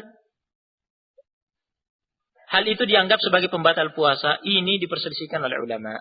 Yang pertama disebutkan di sini, ada yang mengatakan ya bahwa hal itu adalah perkara yang sifatnya ibadah, ya, ibadah mahdoh, ibadah murni. Maksudnya semata-mata merupakan ketentuan ibadah yang kita tidak tahu apa illatnya, apa sebabnya. Ya, berbekam itu dianggap sebagai pembatal puasa, kita tidak tahu. Yang jelas hukumnya begitu, kita ikuti saja. Nah, berdasarkan pendapat ini tidak ada bedanya antara membekam dengan ya menggunakan tabung kemudian disedot dengan mulut seperti pada masa lalu, maupun menggunakan alat khusus. Ya, sama saja. Yang jelas berbekam karena kita tidak tahu apa ya faktor hukumnya. Ada juga yang berpendapat yaitu pendapat Ibnu Taimiyah dan Al-Utsaimin bahwa ini bukan ibadah mahdoh, bukan ibadah murni. Ini perkara yang diketahui illatnya. Kita tahu apa faktor hukumnya, yaitu ya kata mereka, illat batalnya puasa orang yang dibekam adalah karena darahnya telah disedot yang mengakibatkan badannya lemah. Ya, kalau sudah lemah, disedot darahnya ini sudah tidak pas, sudah tidak cocok untuk berpuasa. Oleh karena itu dijadikan sebagai pembatal puasa dalam syariat. Adapun illat batalnya puasa orang yang membekam karena biasanya ia menyedot darah bekam dengan mulutnya melalui tabung bekam sehingga darah akan tertampung di mulutnya. Sedangkan darah itu bisa jadi tertelan tanpa disadari. Artinya ini adalah hal yang diduga kuat, istilahnya madhinnah. Ya, akan tertelannya darah ke kerongkongan. Meskipun boleh jadi orang yang membekam dengan cara ini sebenarnya tidak ada yang tertelan. Ya, jika dia betul-betul berhati-hati. Namun, ya, ini diduga kuat. Yani sulit. Ya, boleh dikatakan sulit menghindari tidak ada yang tertelan meskipun sedikit misalnya. Nah, ya, sehingga dijadikan sebagai pembatal puasa. Nah, berdasarkan pendapat ini bahwa faktor hukumnya itu, berarti kalau membekam dengan alat khusus, membatalkan atau tidak? Tidak. Jadi, kalau membekam dengan alat khusus, alat modern sekarang ini tidak menggunakan mulut, berarti yang membekam tidak batal puasanya. Yang batal puasanya hanya orang yang dibekam karena darahnya tersedot, tubuhnya menjadi lemas. Nah, jika kita memilih pendapat bahwa berbekam membatalkan puasa, yang terbaik dari kedua pendapat ini adalah yang terakhir tadi. Faktor hukumnya kita ketahui. Dan demikian kalau membekam dengan alat khusus, yang membekam tidak batal puasanya. Yang batal puasanya hanya orang yang dibekam. Ya. Wallahu a'lam. Tetapi yang benar dalam masalah ini, pendapat yang kedua bahwa berbekam tidak membatalkan puasa. Baik yang dibekam maupun yang membekam tidak batal puasanya. Ini yang benar. Ini pendapat Ibnu Hazm dan jumhur ulama termasuk Abu Hanifah, Malik dan Asy-Syafi'i. Pendapat ini dipilih oleh Syaukani dan Al-Albani. Ya. Mereka berdalil dengan hadis Ibnu Abbas radhiyallahu anhuma yang mengabarkan bahwa Nabi alaihi salatu wassalam ihtajama wa huwa shaim. Dan ada riwayat-riwayat yang lain ya yang bisa dilihat rinciannya di buku ini. Intinya, Nabi alaihi salatu wassalam pernah berbekam dalam keadaan berpuasa. Ini hadis dalam Sahih Al-Bukhari. Dalam Sahih Al-Bukhari. Ya, hadis ini sahih. Ya. Jadi Nabi alaihi salatu wassalam pernah berbekam dalam keadaan berpuasa dan tidak dianggap batal puasanya oleh beliau sallallahu alaihi wasallam. Nah, dalil lainnya hadis yang kedua pada halaman 170, hadis Anas radhiyallahu anhu, ia berkata, "Awwalu ma kurihatil hijamatu lis-shaimi anna Ja'far ibn Abi Thalib ihtajama wa huwa shaim. Famarra bin Nabi sallallahu alaihi wasallam faqala, "Aftara hadani." Thumma rakhasa an-nabiy sallallahu alaihi wasallam ba'du fil hijamati lis-sha'im. Wa kana Anasun yahtajimu wa huwa sha'im. Awal mula diharamkannya berbekam bagi orang yang berpuasa adalah peristiwa Ja'far bin Abi Thalib berbekam dalam keadaan berpuasa. Lalu Nabi sallallahu alaihi wasallam melewatinya dan berkata, puasa kedua orang ini telah batal. Ya. Selanjutnya Nabi sallallahu alaihi wasallam memberikan keringanan setelah itu untuk berbekam bagi orang yang berpuasa. Adalah Anas radhiyallahu anhu pernah berbekam dalam keadaan berpuasa. Hadis ini dikeluarkan oleh Ad-Darqutni dan Al-Baihaqi. Ya. Hadis ini oleh Ad-Darqutni dinyatakan rawi-rawinya thiqah, terpercaya. Tidak ada illah, tidak ada cacat pada hadis ini. Dibenarkan oleh Al-Baihaqi. Asy-Syaikh Al-Albani juga menegaskan ya bahwa derajat hadis ini seperti yang dikatakan oleh Ad-Darqutni dan Al-Baihaqi. Hadis ini sahih. Ya, dan terdapat hadis lain yang semakna dengan ini, yaitu hadis Abu Sa'id Al-Khudri. Hadis Abu Sa'id Al-Khudri radhiyallahu anhu diriwayatkan oleh Ad-Darqutni, At-Tabarani dan Al-Baihaqi, juga dinyatakan sahih oleh Al-Albani dengan gabungan jalan-jalan periwayatannya. Kesimpulannya hadis ini sahih. Ya, dua hadis yang telah kita dengar ya menunjukkan berbekam tidak membatalkan puasa, ya. Tetapi jumhur ulama yang berpendapat dengan ini, mereka berbeda pandangan. Ya. Lihat, yang pertama, ada yang mengatakan bahwa berbekam hukumnya makruh berdasarkan gabungan hadis-hadis yang ada. Nah, jadi pendapat ini menggabungkan hadis yang pertama yang mengatakan ya, telah batal puasa orang yang membekam dan dibekam, digabungkan dengan hadis-hadis setelahnya yang menunjukkan Nabi SAW pernah berbekam ya, dan tidak batal puasanya, dan hadis bahwa Nabi SAW kemudian memberi ya keringanan ya, dan tidak dianggap batal puasanya. Yang kedua, ada yang menyatakan bahwa berbekam dibolehkan dan tidak makruh, tidak ada sisi kemakruhan ya, boleh. Karena hadis tentang batalnya puasa orang yang membekam dan yang dibekam mansukh, telah dihapus hukumnya. Ya. Jadi hadis aftarul hajim wal mahjum, telah batal puasa orang yang membekam dan dibekam, itu pada awalnya, pada awal syariat memang dianggap sebagai pembatal puasa. Setelah itu hukum itu dihapus, ditiadakan, diganti dengan hukum setelahnya bahwa berbekam tidak membatalkan puasa. Oleh karena itu Nabi SAW pernah berbekam dan tidak batal puasanya, tidak dianggap batal puasanya. Dan yang menunjukkan bahwa itu mansukh adalah hadis Anas tadi, ya, bahwa Nabi SAW pada awalnya melewati dua orang yang berbekam dan mengatakan keduanya batal puasanya. Kemudian, ya, setelah itu Nabi SAW memberi keringanan. Setelah itu tidak dianggap batal. Artinya hukum tadi sudah dihapus. Oleh karena itu Anas radhiyallahu anhu yang meriwayatkan hadis ini, beliau kemudian melakukan itu, berbekam dalam keadaan berpuasa, karena beliau tahu bahwa hukum itu telah dihapus. Nah, ya. Nah, kesimpulan masalah ini yang benar ya adalah pendapat yang mengatakan berbekam tidak membatalkan puasa, karena hukumnya sebagai pembatal puasa telah mansukh. Ya, ini pendapat yang dipilih oleh Al-Albani ya. Nah, sama ada dinukil di sini.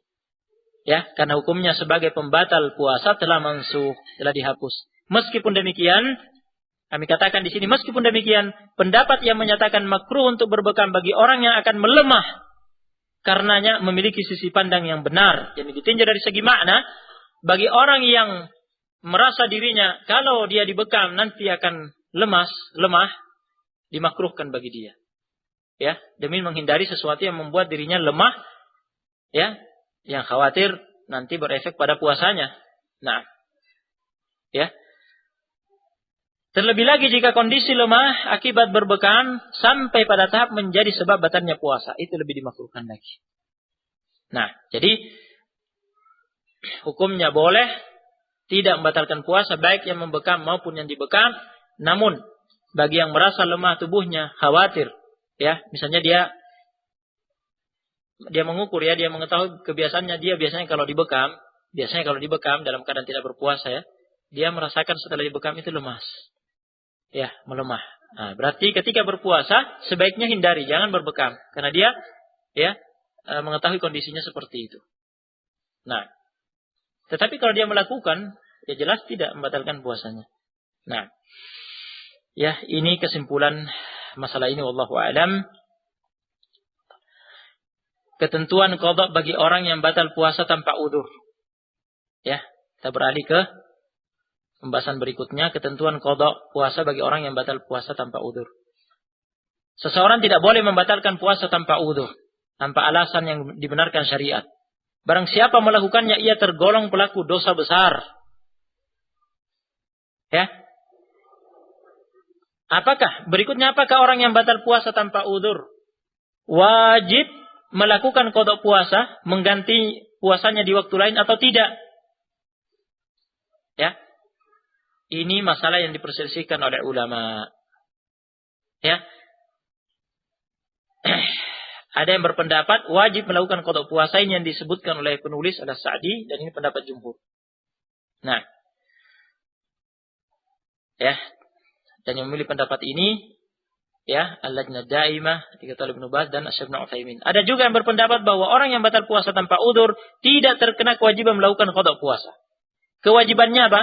Kewajibannya adalah bertaubat dan beristighfar, memohon ampun kepada Allah Subhanahu wa taala serta memperbanyak amal-amal saleh. Nah, karena tidak ada dalil yang menunjukkan bahwa orang yang sengaja membatalkan puasanya, sengaja meninggalkan puasa di bulan Ramadan, diberi kesempatan berupa kewajiban mengqadanya di luar bulan Ramadan. Tidak ada dalil yang menunjukkan itu. Dalil-dalil yang ada adalah orang yang batal puasa, meninggalkan puasa di bulan Ramadan karena ada udzur, sakit, ya, musafir, dan yang lain yang telah kita pelajari. Nah, adapun jika sengaja, ya, bermaksiat kepada Allah Subhanahu wa taala, membatalkan puasa tanpa udzur, melakukan dosa besar, ya, tidak ada dalil yang menunjukkan bahwa, ya, dia diberi kesempatan mengqadanya, menggantinya di luar bulan Ramadan. Jadi wajibkan melakukan itu. Tidak ada dalil yang menunjukkan itu. Nah, semata-mata hanya qiyas. Jadi penyamaan hukum dengan orang yang batal puasa karena udzur. Nah, oleh karena itu, pendapat yang kedua menyatakan, ya, tidak terkena kewajiban mengqada. Nah, ini pendapat Ibnu Hazm.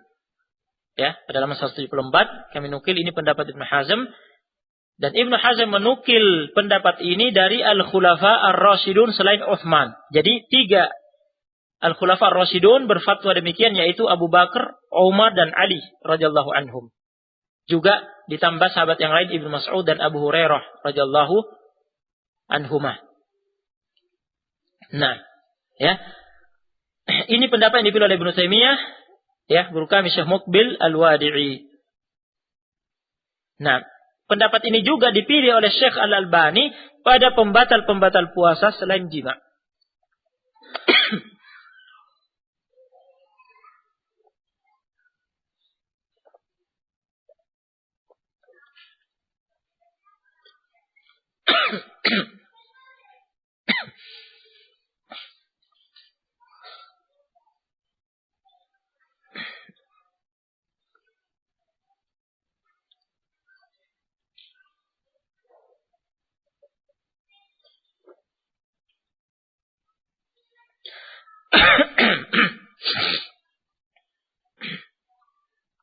Nah, jadi Syekh Al-Albani rahimahullah,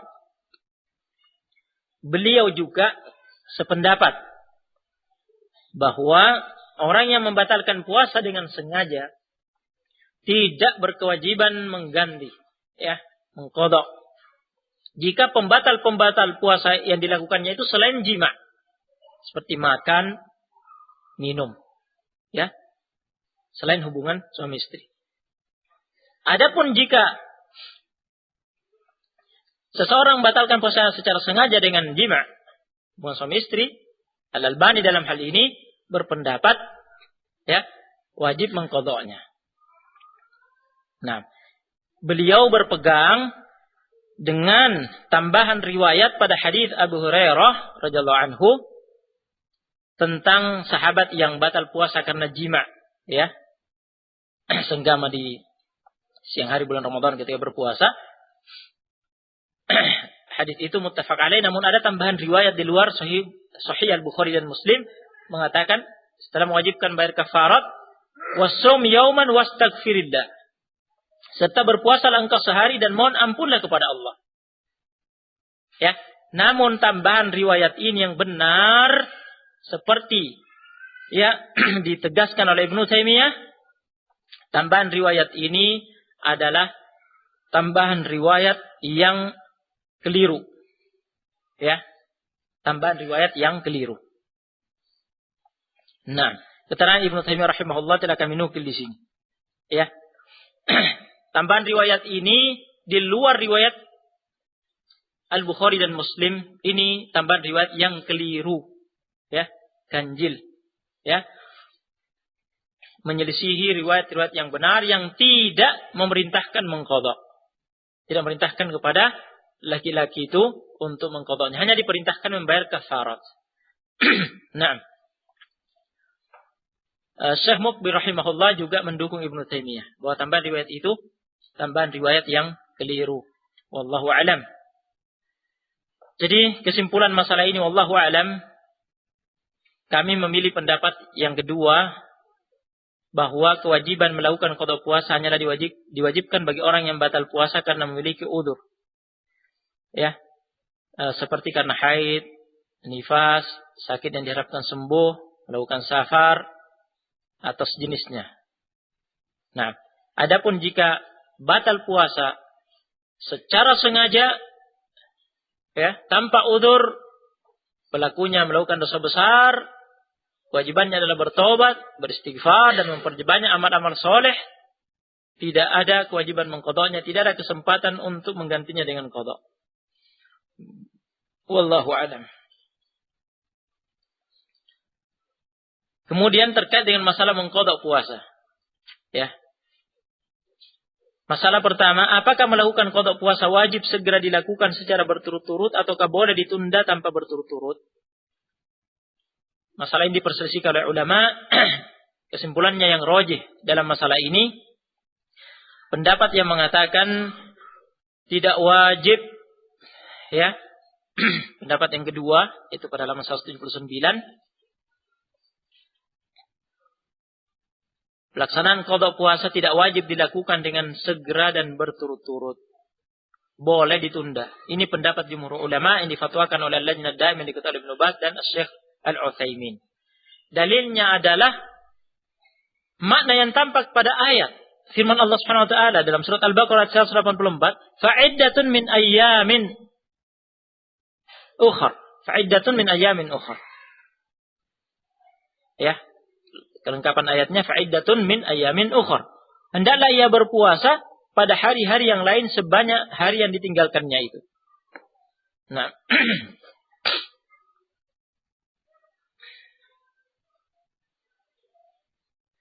jadi kata ayyam ukhra pada ayat ini artinya pada hari-hari yang lain. Hari-hari yang lain kan umum. Hari-hari yang lain di luar bulan Ramadan. Ya. Baik disegerakan di bulan Syawal maupun ditunda ya ke bulan-bulan berikutnya. Yang jelas di hari-hari lain di luar bulan Ramadan umum. Jadi ini menunjukkan bahwa tidak harus segera mengqadha dan tidak harus berturut-turut. Boleh ditunda, boleh diselang-seling. Ya.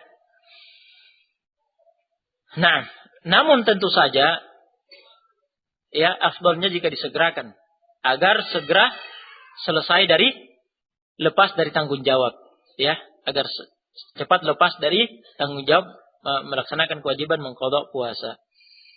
Nah, dan Aisyah radhiyallahu anha, ya, pada asar beliau, ya, yang disebutkan di sini, asalnya kami sebutkan pada halaman 177. Nah, bahwa beliau yang mengatakan kana yakunu alayya as-shaumu min Ramadan fama astati'u an aqdiyahu illa fi Sya'ban. Aku pernah memiliki tanggungan puasa Ramadan, kemudian aku tidak bisa melakukan qada selain di bulan Sya'ban. Tafaq alaih. Dan ada riwayat yang lain riwayat Muslim. Nah, Aisyah radhiyallahu anha menyatakan dirinya tidak mampu mengqada ya selain di bulan Sya'ban. Ya. Ketidakmampuan yang dimaksud oleh Aisyah radhiyallahu anha di sini, ya, ketidakmampuan yang dimaksud sebagaimana diterangkan oleh Ibnu Utsaimin rahimahullah. Nah, pada halaman 180, ya. Nah, yang beliau maksud bukan penafian atau penyangkalan kemampuan fisik, ya. Karena udzur safar dan sakit, bukan itu yang beliau maksud. Karena ketika itu Aisyah radhiyallahu anha berada di Madinah dan dalam kondisi sehat. Ketidakmampuan yang dimaksud oleh Aisyah radhiyallahu anha adalah kesibukannya memerhatikan keperluan Rasulullah sallallahu alaihi wasallam selaku suaminya. Ya, tugasnya sebagai istri memerhatikan keperluan Rasulullah sallallahu alaihi wasallam. Sehingga beliau sibuk dengan itu, sehingga tidak sempat mengqada puasa sampai Sya'ban kembali. Nah, baru kemudian Sya'ban ini kesempatan terakhir, karena setelah itu sudah Ramadan, tidak boleh melewati Ramadan berikutnya, sehingga di Sya'ban itulah diqada. Adapun sebelum-sebelumnya, beliau dalam keadaan sehat dan ada di Madinah, namun beliau sibuk mengurusi Rasulullah SAW, ya, selaku istri kepada suaminya, sehingga tidak sempat mengqada. Ini bukan termasuk jenis yang bisa menggugurkan kewajiban sebenarnya. Terbukti, ya, Aisyah radhiyallahu anha tetap sholat.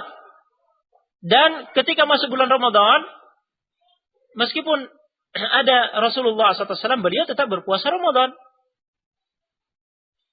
Nah, jadi itu bukan, ya, udzur. Jadi sepanjang bulan yang lama itu sampai Sya'ban tidak ada udzur sebenarnya. Nah, jadi Aisyah radhiyallahu anha menunda qadanya, itu menunjukkan memang boleh ditunda. Ya, boleh ditunda. Nah, tetapi sebagaimana diterangkan pada masalah yang kedua, tidak diperbolehkan menunda qada puasa Ramadan hingga melewati Ramadan berikutnya tanpa udzur. Ya, batas terakhir Sya'ban. Kalau memang mau ditunda, batas terakhir Sya'ban. Sya'ban harus diselesaikan. Kalau melewati Sya'ban belum diqada dalam keadaan tidak punya udzur, ya, sepanjang tahun ini di hari-hari yang lain ini sebenarnya tidak sakit, tidak safar, tidak ada halangan-halangan, ya, tidak ada udzur. Kemudian ternyata belum diselesaikan qada itu, masuk Ramadan berikutnya, ya, ini berdosa. Ya. Tidak diperbolehkan. Nah, jika itu terjadi, melewati Ramadan berikutnya belum diqada tanpa udzur, pelakunya berdosa, dan kewajibannya yang benar dalam masalah ini, kewajibannya adalah tetap, ya, di tahun berikutnya tetap harus mengqadanya. Ya. Dan tidak diharuskan menebus dengan kafarat. Nah, dan jadi di sini kami menukil, ya, dua pendapat. Ada yang mengatakan di samping dia menunaikan qada yang luput itu di tahun berikutnya, dia juga terkena tuntutan bayar kafarat sebagai penebus kesalahan tersebut. Namun pendapat ini tidak ada dalilnya. Allah Subhanahu wa taala berfirman, "Fa'iddatun min ayamin ukhar." Hendaklah ia berpuasa pada hari-hari yang lain sebanyak hari yang ditinggalkannya itu. Jadi yang diperintahkan adalah qada. Dari mana dalil dia diharuskan menebusnya dengan kafarat karena kesalahan menundanya sampai melewati Ramadan berikutnya? Tidak ada dalilnya. Nah, ya, oleh karena itu, ya, pendapat yang benar dalam hal ini adalah pendapat yang mengatakan tidak terkena, ya, tuntutan bayar kafarat. Nah, jadi pendapat yang pertama ya, yang kami nukil di sini. Pendapat yang pertama adalah ia tetap dituntut untuk menunaikan qada puasa dan tidak terkena tuntutan membayar kafarat. Ini yang benar. Ya. Nah, berdasarkan ayat yang kita dengar tadi, fa'idatun min ayamin ukhar, tetap yang diwajibkan adalah qada. Ya, dia telah bersalah karena melewati Ramadan berikutnya dalam keadaan belum diselesaikan qadanya tanpa udzur, ya dia berdosa. Namun kewajibannya tetap hanya mengqada saja. Tidak ada dalil mengharuskan dia menebus kesalahan itu dengan kafarat. Nah, jadi pendapat yang kedua yang disebutkan di sini bahwa di samping berkewajiban menyelesaikan qada itu juga harus menebus kesalahan itu dengan membayar kafarat, pendapat itu lemah. Nah, karena tidak ada dalil yang menunjukkan ini. Nah,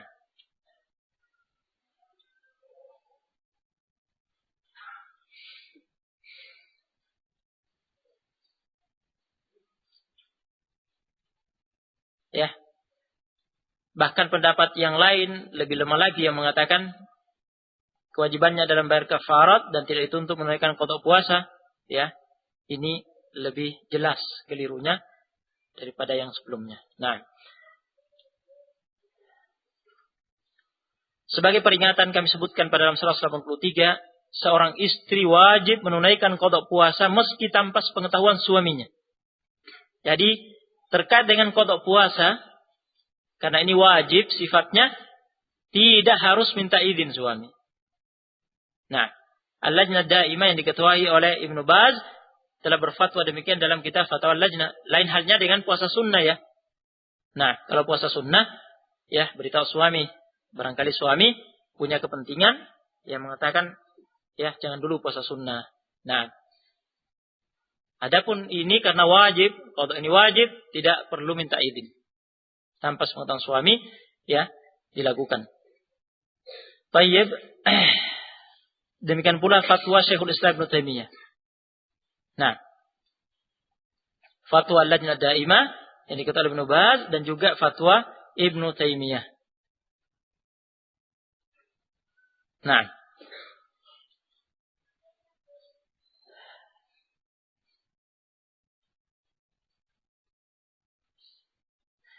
tetapi di sini kata Ibnu Taimiyah rahimahullah, ia menerangkannya, jika seorang istri sedang melakukan qada, yakni puasa qada Ramadan, ia wajib menyempurnakannya. Suaminya tidak berwenang untuk membatalkannya. Jadi kalau istri sedang melaksanakan qada puasa, suami tidak punya hak, tidak boleh membatalkan, ya, untuk memenuhi kepentingannya, hajatnya, sehingga membatalkan, ya, puasa istrinya. Nah, tidak boleh. Baik. Caranya bagaimana? Caranya kata Ibnu Taimiyah, namun jika sang suami memerintahkan istrinya agar menunda pelaksanaan qada puasanya sebelum istri berpuasa, ini adalah hal yang baik berdasarkan hadits Aisyah radhiyallahu anha. Jadi musyawarah di malam harinya misalnya. Nah, ya ditunda dulu, jangan besok misalnya. Ya, nanti di hari-hari yang lain kita lihat. Ya, misalnya gitu. Kalau misalnya terjadi bahwa karena istrinya ingin cepat menyelesaikan qada puasanya, kemudian tanpa memberitahu suaminya misalnya, dia pun berpuasa. Ya, besoknya suaminya berhajat kepadanya sementara istrinya berpuasa. Ya, dia tidak boleh. Ya, tidak boleh mengganggu puasa istrinya. Nah, kan itu puasa wajib. Tetapi mimbab ya husnul isyrah, bagusnya ya hubungan rumah tangga seperti yang dikatakan Ibnu Taimiyah, ya, mungkin ya ada diskusi musyawarah di antara keduanya, ya, mungkin suaminya mengatakan untuk bulan ini tunda dulu, ya, tunggulah sampai bulan depan saya mau safar. Nah, di situ kamu selesaikan. Ya, seperti itu supaya ya hubungan tetap harmonis. Nah, sebagaimana kita lihat prakteknya Aisyah radhiyallahu anha, ditunda sampai Sya'ban. Padahal tidak ada udzur itu. Apa sebabnya ditunda? Karena sibuk dengan Rasulullah SAW sebagai suaminya. Tayyib, Kemudian berikutnya ketentuan kafarat, tebusan. Ya.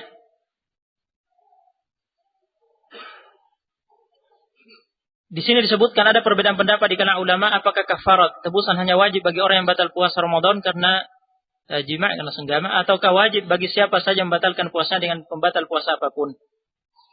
Yang benar dalam masalah ini, kafarat hanya diwajibkan bagi orang yang batal puasa karena jima'. Adapun batal puasa karena makan minum tidak ada kafaratnya. Nah, dalilnya adalah hadis Abu Hurairah radhiyallahu anhu. Ya. Hadisnya disebutkan sih pada dalam 185. Ja'a rajulun ila Nabi sallallahu alaihi wasallam, seorang pria datang kepada Nabi sallallahu alaihi wasallam lalu berkata, ya, faqal, halaktu ya Rasulullah, binasa aku wahai Rasulullah. Kata orang itu mengatakan binasa aku.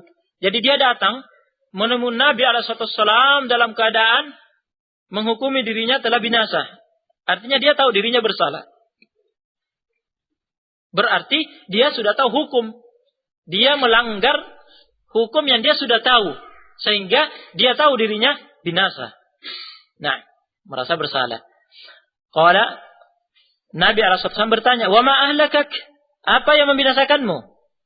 Qala, dia menjawab, waqa'tu ala imraati fi Ramadan. Aku telah menggauli istriku di siang Ramadan. Qala, kata Nabi SAW, hal tajidu ma tu'tiqu raqabatan? Apakah engkau bisa mendapatkan sesuatu untuk memerdekakan, membebaskan budak? Qal, la. Ia menjawab, tidak. Ya. Qal, kata Nabi SAW selanjutnya, fahal tastati'u an tasuma syahraini mutatabi'ain? Apakah kamu mampu berpuasa 2 bulan berturut-turut?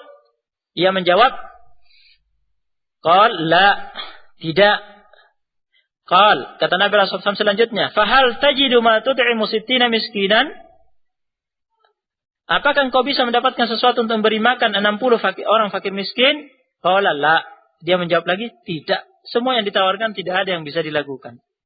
Ya, hadis dan seterusnya sampai akhir hadis. Hadis ini adalah riwayat Ahmad, Al-Bukhari dan Muslim, Abu Daud, At-Tirmidzi, An-Nasai dan Ibnu Majah. Hadis ini muttafaq alaih. Ya, lengkap Al-Imam Ahmad mengeluarkannya, Al-Bukhari dan Muslim muttafaq alaih, dan juga 4 penulis ya kitab Sunan semuanya mengeluarkan hadis ini. Nah,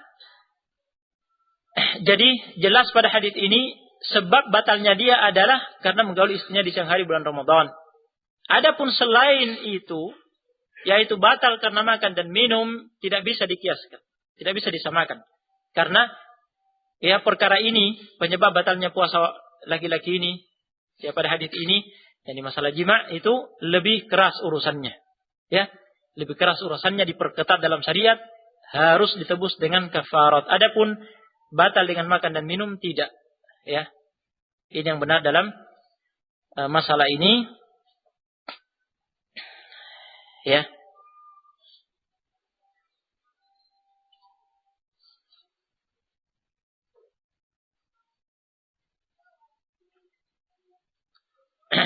Masalah-masalah yang terkait dengan ini, ya, bisa dilihat secara lengkap pada buku ini, ya, bisa dibaca dengan luasa, ya. Yang penting ya, kami sebutkan di sini dan masalah ini juga disebutkan di sini bahwa kafarat ini khusus untuk jima' ya, dikarenakan ini menodai kehormatan bulan kesucian bulan Ramadan dengan perbuatan tersebut, sehingga kalau ini terjadi ketika seseorang sedang mengqadha puasa di luar Ramadan, ya tidak terkena kafarat ini. Nah, ya, jadi kafarat ini hanya khusus kalau dilakukan di bulan Ramadan. Kalau dilakukan di luar bulan Ramadan, ketika sedang mengqadha puasa, tidak ada kafarat ini, tidak terkena kafarat. Nah, masalahnya bisa dilihat secara lengkap, ya penjelasannya dalam buku ini. Nah, setelah kita dengar pada hadis tersebut urutan jenis-jenis kafarat tersebut, rinciannya secara lengkap bisa dilihat pada halaman 190. Ya.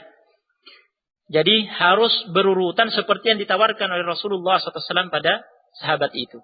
Yang pertama, memerdekakan, membebaskan budak. Ya, budak yang dimaksud di sini adalah budak yang beriman. Nah, meskipun fasik. Tayyib. Untuk yang pertama ini prakteknya tidak ada di zaman ini sekarang. Tidak ada perbudakan sekarang. Ya. Perbudakan itu terjadi kalau ada jihad syar'i, kemudian kaum muslimin pada jihad yang syar'i ini menawan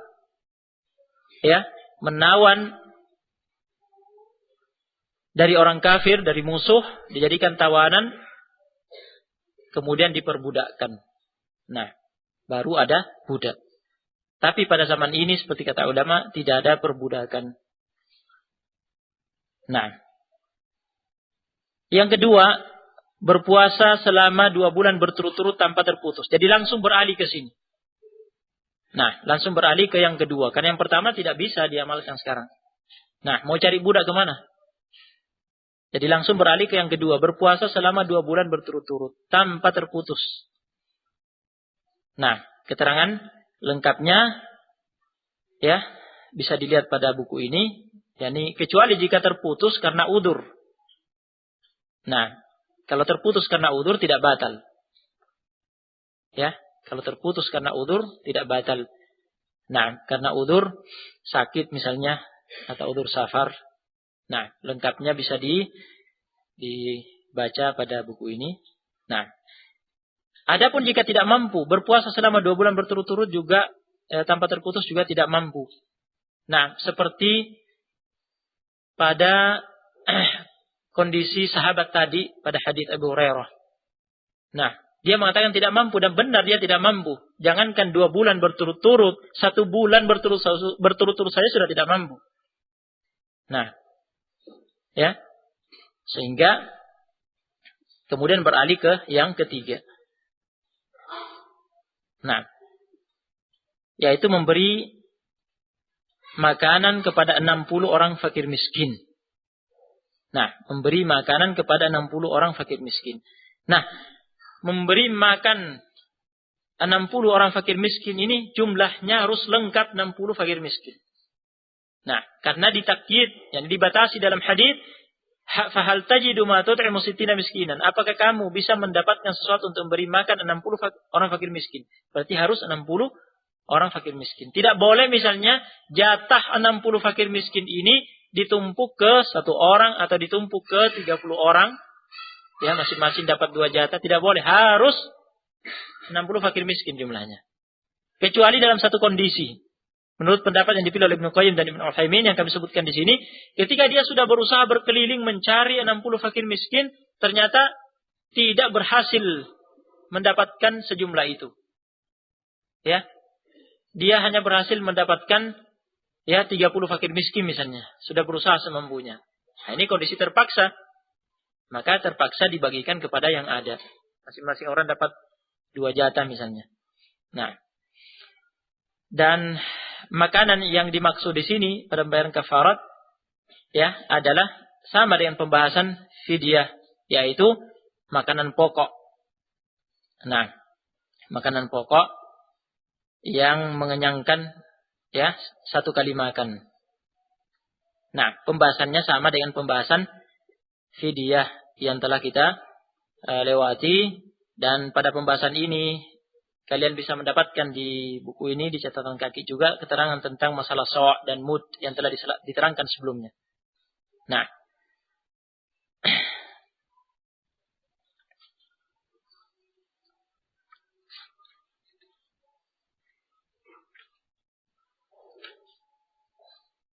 terakhir yang disebutkan pada bab ini, halaman 199.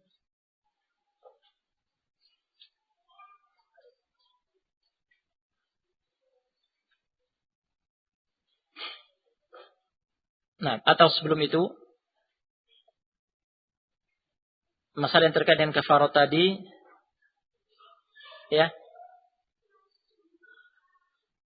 kami sebutkan masalahnya di sini bahwa kafarat itu bukan hanya diwajibkan bagi laki-lakinya, ya, bagi suami, tetapi istrinya juga, ya, terkena kewajiban kafarat tersebut. Nah, istrinya juga terkena kafarat tersebut. Yang jelas, ya, pelakunya. Nah, pelakunya, baik suaminya maupun istrinya, sama-sama terkena kewajiban bayar kafarat tersebut. Nah, keterangan lengkapnya bisa dibaca pada buku ini. Nah, jadi yang terakhir pada halaman 199, ketentuan bagi yang melakukan pembatal puasa karena lupa. Ini sebenarnya hanya menerangkan apa yang disebutkan dalam matan, dan pembahasan ini sebenarnya telah lewat tadi, ya, bahwa di antara syarat melakukan pembatal puasa yang itu dianggap membatalkan puasa, di antara syaratnya adalah melakukannya dalam keadaan apa? Sadar, dalam keadaan ingat.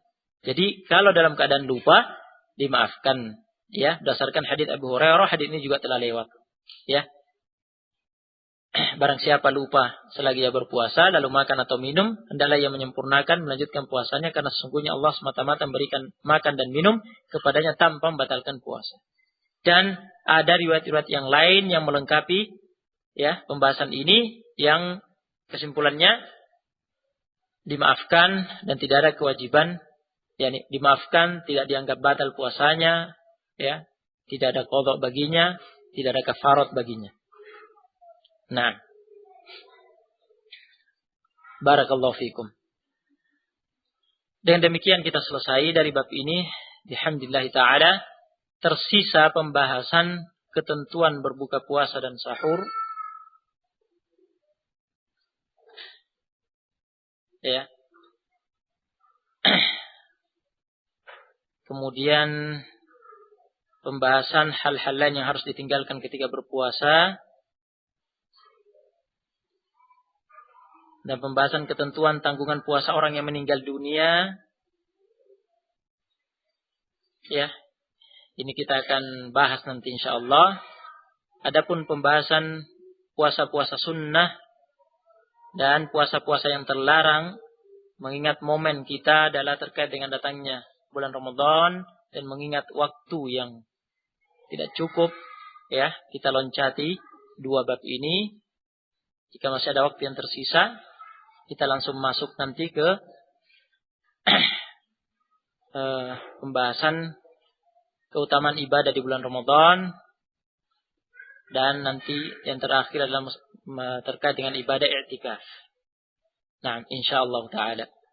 Nah, mudah-mudahan waktu yang ada cukup, dan kemudian Allah Subhanahu wa taala menolong kita semua untuk bisa menyelesaikan apa yang kita targetkan.